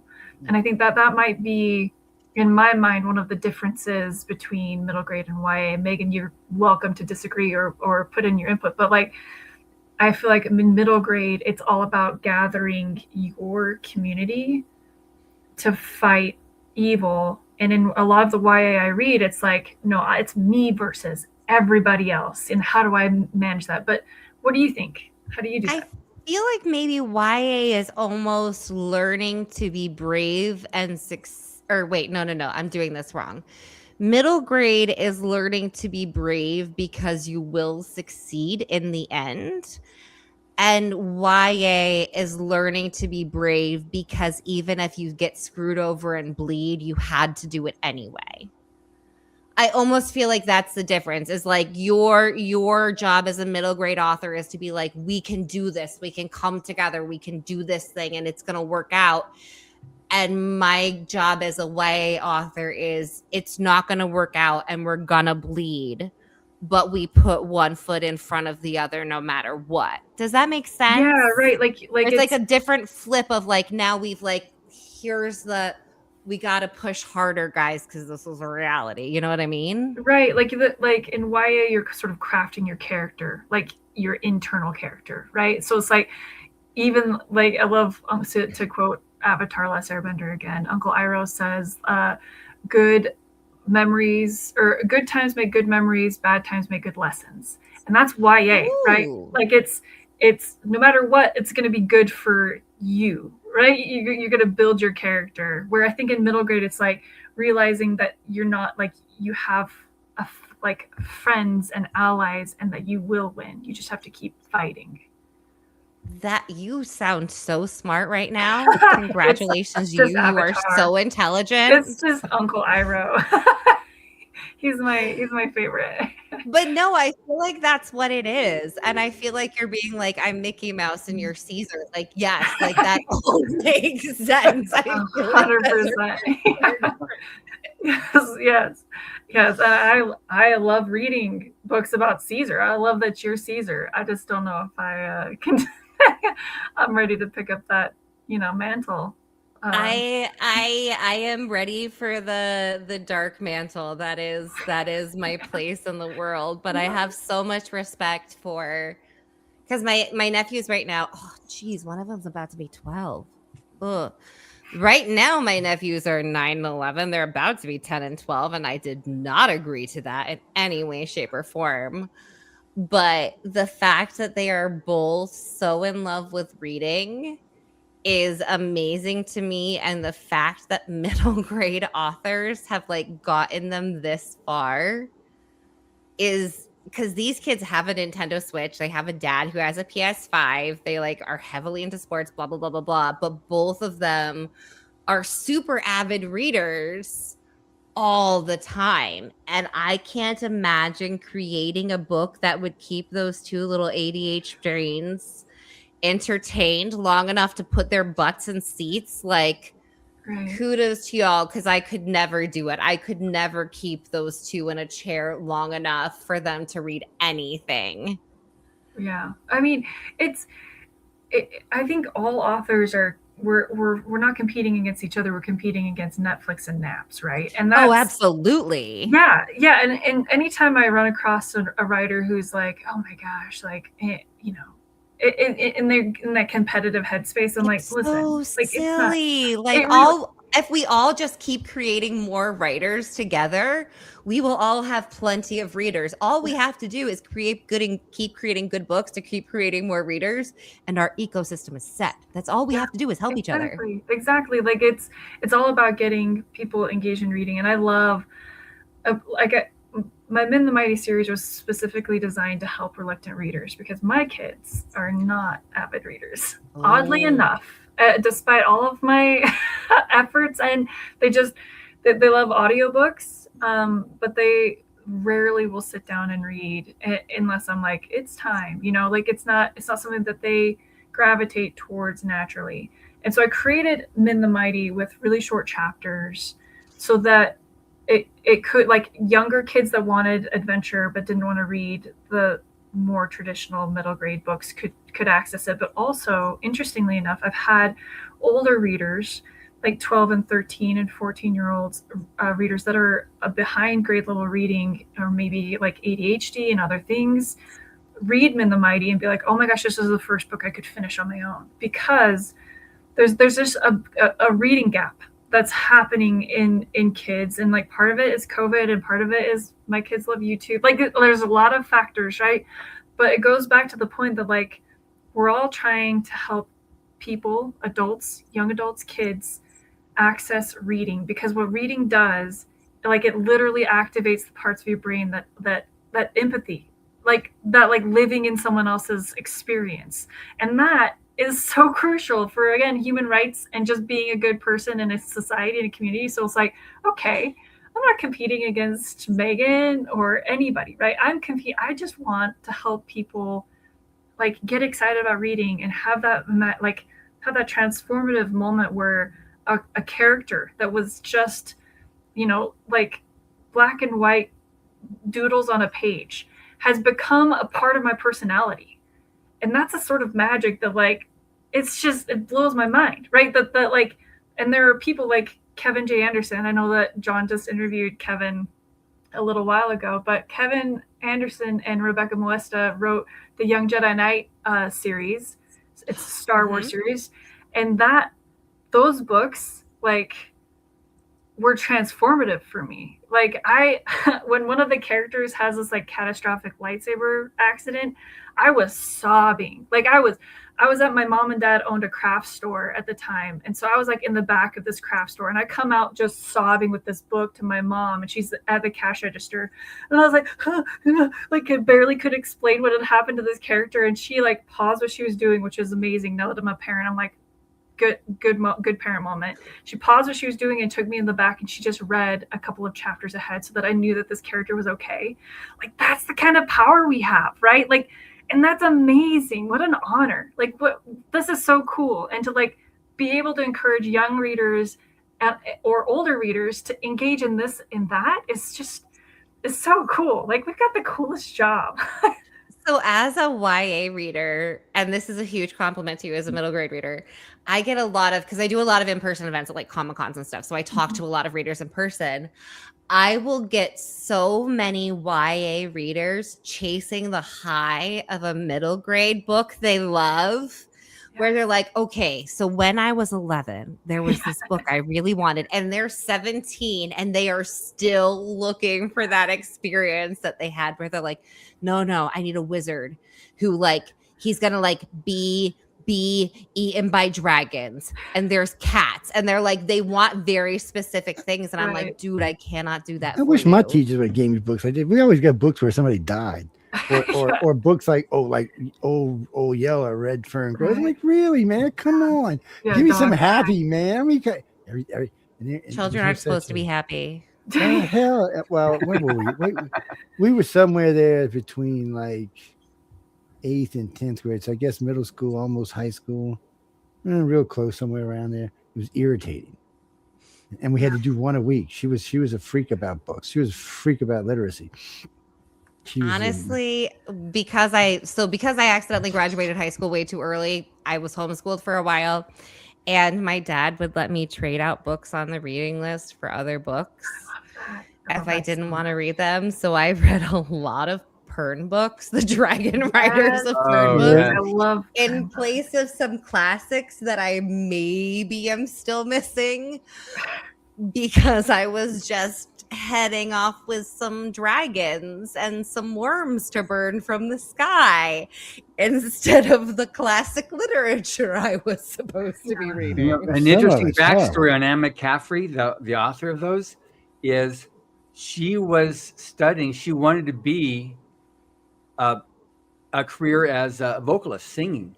Oh, she wanted to tour as a singer, and she had a little burr in her throat, and the doctor said, "You'll never be able to do that level of singing." So she said, "Okay." So she decided to become a writer instead, and that's when she did that. And because she was a very dear friend, and when she sold her first story, and she said like $200, she said, "Oh, that's the most money I'd seen. I was able to pay for whatever it was at that time period," and said, "Okay, I'm going to become a writer." And so that's how she started her career. And she was a judge. She became a judge in the second year, and because she was very much very well spoken, about what she wanted, what she thought.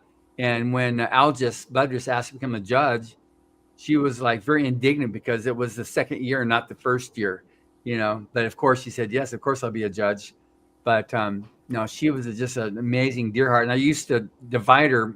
I bring her from Ireland with Pat Henry, who's the owner of DragonCon. So I'd fly her out to LA for the Rise of the Future workshop week and gala, and then he'd fly her. And then we split the cost to get her to Atlanta for DragonCon. And then he'd fly her home, and because we have to fly her business class. But she was just amazing. And when she come out, she loved root beer. So we'd go to here in Los Angeles, we buy every type of root beer we could find, and we'd have a whole row lined up, and she'd come in like, she is so excited about all the root beer that she could drink. And then we talked about the glories of cinnamon, because that was her favorite spice and my favorite spice too. So we talked about all the glories of cinnamon as we were drinking her root beer. She was just like, and then later on in years, where she couldn't walk around so much because she'd be, just get very, very tired. So she had her electric scooter. And at DragonCon, she was like hell on wheels, and she'd just be like zipping around and stand out of the way. She comes zipping through there and make people jump out of the way. But she was amazing. But she, similar or not dissimilar to you, but was a similar thing of like performing arts, not being able to do it because of a physical thing. She went to writing and became, the creator of Pern, which she says it's not fantasy, it's science fiction, because the dragons were created from science. They were like actually formulated through science, not through fantasy, as a solution to handling the thread coming from. It took me till I was like 17 to figure it out that it was actually science fiction, not fantasy. But you just made my little nerd heart so happy. I don't think you have any idea. Like Anne McCafferty, and I just lost her name. A Wrinkle in Time. Oh, that's Madeleine L'Engle yes. Are like my two, like, have always been on my favorite author list. So thank you for bringing such joy to me, because I would trade like 3 Anne McCafferty books for like 1 classic. Yeah. So I've read literally all of them. Yeah. And she sent me the I think it was A Ship That Sang. It was a couple different stories in the one book. So she gave one, and I asked her, it's like, "This is my favorite one of your stories." She said, "Well, I've got 1 copy left." So she had it back. This is back at her home in Ireland. So she autographed and personalized and sent it to me. So it's definitely very special. That's so cool. You're so cool. Yeah, she's Oh, an man. amazing person. I know her son's crazy as hell. I've met him a few times. I've never met her, but I met Todd. He's a character. Yeah, well, he lives in Ireland. Yeah, so he went home last year, huh? Yeah, I'm going to miss his purple and blue and red and green tuxes. He was definitely not a conventional guy. That's for sure. no, It's a lot of fun to talk to you, though. He was definitely a lot of fun to talk to you. He had some strange ideas. He was in Vegas for a while, though, wasn't he? yeah, for bits there, and then another author who originally got me hooked on reading fantasy was a guy named Andre Norton. I don't know if you ever heard of her. She wrote a series called the Witch World series, and just amazing. I read it a couple of different times, but that's what got me first excited about reading fantasy, and it was just an amazing author. And all these people I'm just scrolling through all the pages of all of our judges that we had over the years, and we have Catherine Kurtz that'll be coming out this year. She's an amazing author where she writes all the Durini series, the Chronicles of Durini. So she wrote that whole series there, which is, fantasy, but it goes back to, just we have so many amazing people have been judges for the contest over the years that began and continues on to this day. That's just the thing they have in common is they want good stuff to read too. So there's no competition for them. There is no competition. It's like we just need to nurture the next generation, which is what L. Ron Hubbard created the contest for itself. And as I mentioned to Megan, Becca, this is the year we break 1,000 people that have been introduced through Writers of the Future. So it's like 117 or something like that, people that have been published in Writers of the Future, both writers and artists. So we're very excited about that. And then judges love talking to the winners, man. They just love talking to them. Yeah. It's amazing to me that when they talk, and they talk to everybody, it's insane. Especially, during the day, it's one thing. And then usually in the evenings when you go down for LobbyCon, it's a whole different thing. But everybody's just sitting around chatting. Not if you two ladies can make it out for the gala, you're welcome to come there. And I can't pay your ticket, but you can definitely make sure you have a seat there, because it's not open to public. It's like we have only special people there, so you're definitely invited if you can make it. And then if you come a day early or something like that, then we were talking about LobbyCon. You can definitely come there and just the judges are all there, the winners are all there, and it's. And then, they talking these shots the whole time. For older people, it's BarCon. For below 18, it's LobbyCon. That's right. For you youngins, it's chocolate ice cream con or something. I don't know. Other than that. Yeah. Can I go to chocolate ice cream con? Yeah, there you go. Like there you go. Mickey Mouse over here. you see us eating. Everybody in here eating some. I'll be at the ice whiskey cream. con in YA. Well, we eat at both of them. You'll see me at both. You'll see me at the ice cream and the whiskey con. So I live in Utah, so dirty cokes are my jam. So yeah, just add some. We're gonna be doing touring. I think it's next year. We're gonna be touring Utah again. We go every so often. Well, I've been up to go see John at FanX, but I've also been there. I do a lot of lecturing in Utah, actually. Well, are you gonna be at FanX, Becca? Yes. I mean, as long as everything gets accepted, yeah. Well, we'll go to one of those nearby little restaurants there, and you can learn me about dirty cokes. Dirty cokes, yeah. I haven't had a Coke for years, so maybe dirty Coke will be different. I mean, it's just a lot more sugar in a Coke, but it makes your brain rushing around really well. It is. It's my jam. Last time I was in Utah, I was on a tour bus full of actors, so I had a very different experience. Well, if you come to Utah again, we'll go out for dirty cokes, and it won't be as exciting as it sounds, but we will do it. We took over a Buffalo Wild Wings and learned all kinds of things about the dram shop laws in Utah. Mm-hmm.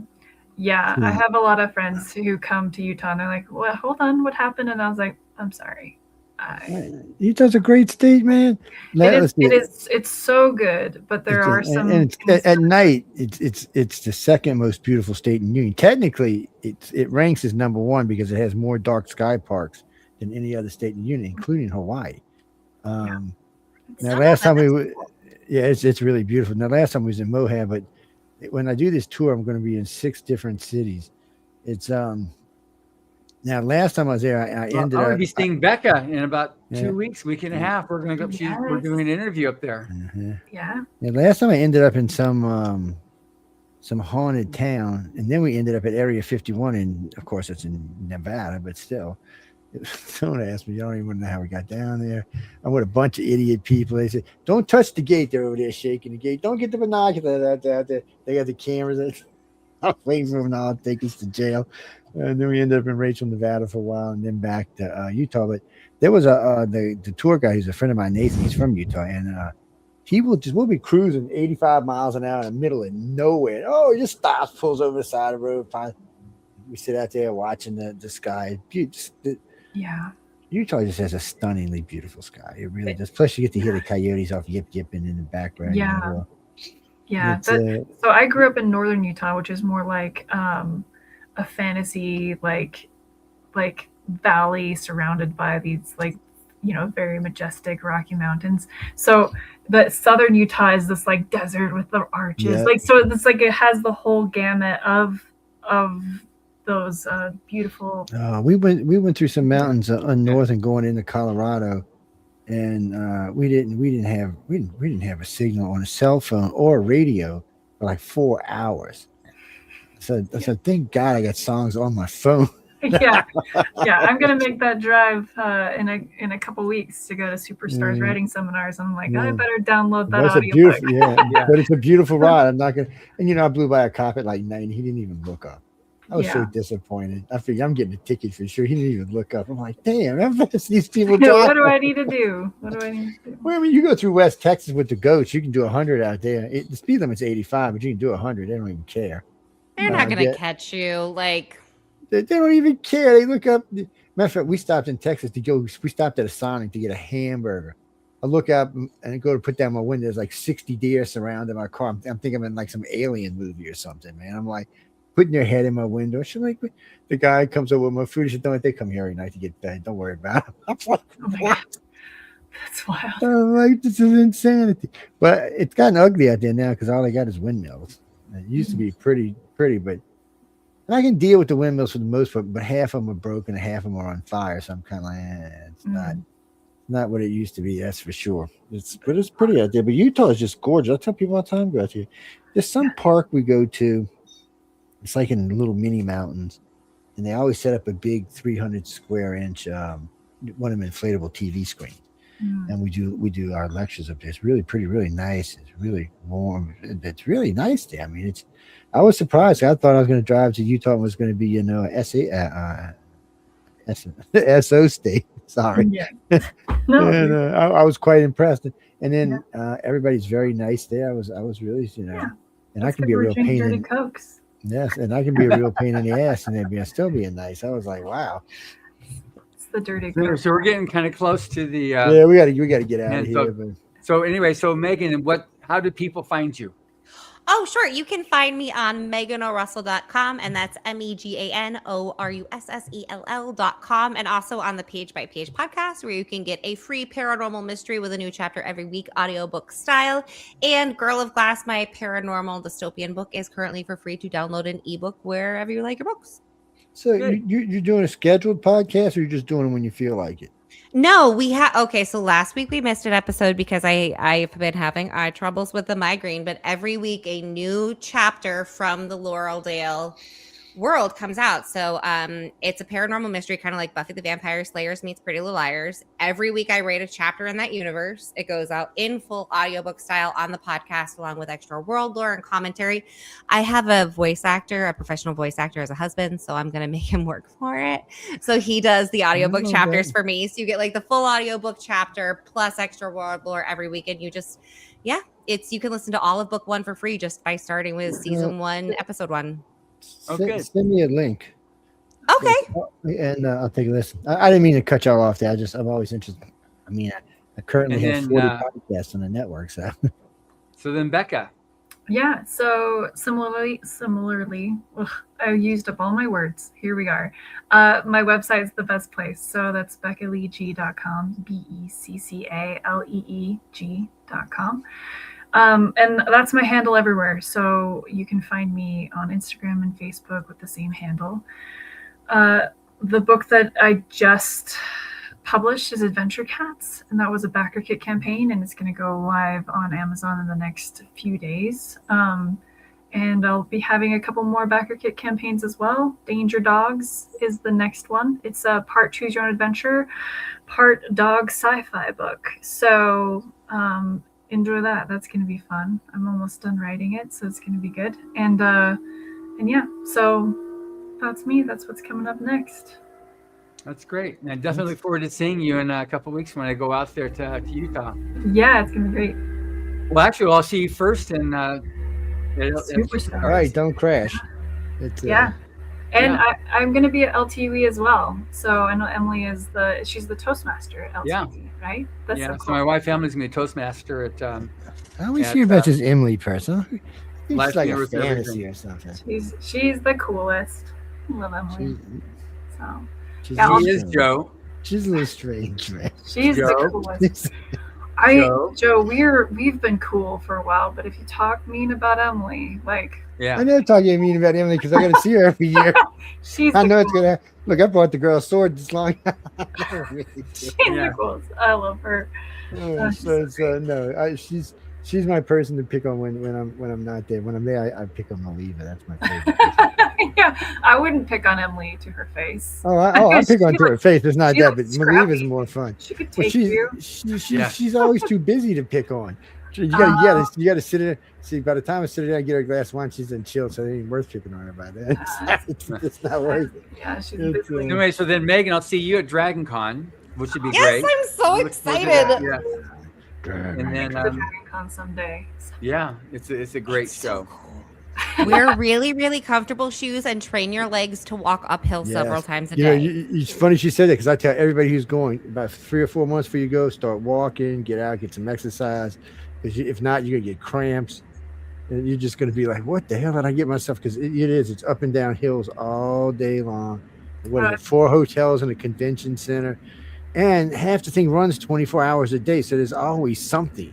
Yeah, I heard that. I thought that part was a joke. It's I did not. too. It really It's is not. true. It's true. Yeah, I think it's That's the heat that scares me from Dragon Con. I'm a Viking. I could live in Ireland. Bring me over. I'm good. Honestly, as another heat susceptible person, because it's only like a block and a half from point to point max, there are a lot of places to dodge inside and cool off. Well, Because I have autoimmune, so I get really hot too fast. But you can it is doable for a spoonie as long as you know how to pace yourself and be in AC, a right. block and a half in AC. Right. It is possible. So don't Okay, let that scare you. It is good. doable. Good. That's And the other best is you up on the side of the street and drop you on the side of the street. So you don't want to walk. And there's a couple times I was like, Uber, thank you. Uber, thank you. It cost me like $5. I'm like, this works. good. And, well, because I wasn't staying at the Four Hooters. I was staying at the Hilton, which was about a mile walk. I didn't mind walking it so much, but in the morning it's nice, and in the evenings it's really nice. It's cool outside because it's kind of hilly out there. But the daytime it's hot. It is the South, and it's going to be hot. Jesse, you should go to Drag Con if you want to meet everybody we're talking about. That's the best place to go, or any con near you. The only way you can get to the Rise of the Future thing is to win. Right. Yes, or like I said before, donate $1 million. Yeah. Easy It would be option. amazing people like Becca and Megan to get invited by me, but otherwise, That's right. Yeah, donate. we're on- I'm trying to get these people to donate a couple million, but they are tight with their money. It's been tight a couple of years. We coming out that other economy. I see that was a smart people. I know we got to get out. Nice meeting both of you ladies. Hope to see y'all in person. We got to get out of here, guys and girls. Remember, there's a lot of stuff going on. Still giving away a lot of stuff. Oh, and I did find that one new set with 10 books in it. So it's somewhere along the line. Maybe I'll give it away from Mardi Gras. Yeah, it'll be something cool to give away from Mardi Gras. yeah, the Rise of the Future set. Good. Yeah, so Yeah. it's what is it? through 40. Is that what it was? No, 30. Hell, I forgot now. Anyway, it's 10 books, a 10 book set. Y'all can check it out. I'll pull it out and put it up. I thought I had sent it, but I guess for some reason it didn't get, because there was 3 of them. Maybe I had 4 and didn't realize it. I know one of our hosts got one of them as well too, and Jay got him a nice set. But anyway, we got to get, thanks again for tuning in, guys and girls. I hope y'all have a good time out there. Remember, guys, coming up in just about 45 or 50 minutes is the chat. Don't ask me what the topic is. I don't know, other than Europe being a bunch of whiny blanks, because I can't say that on this show.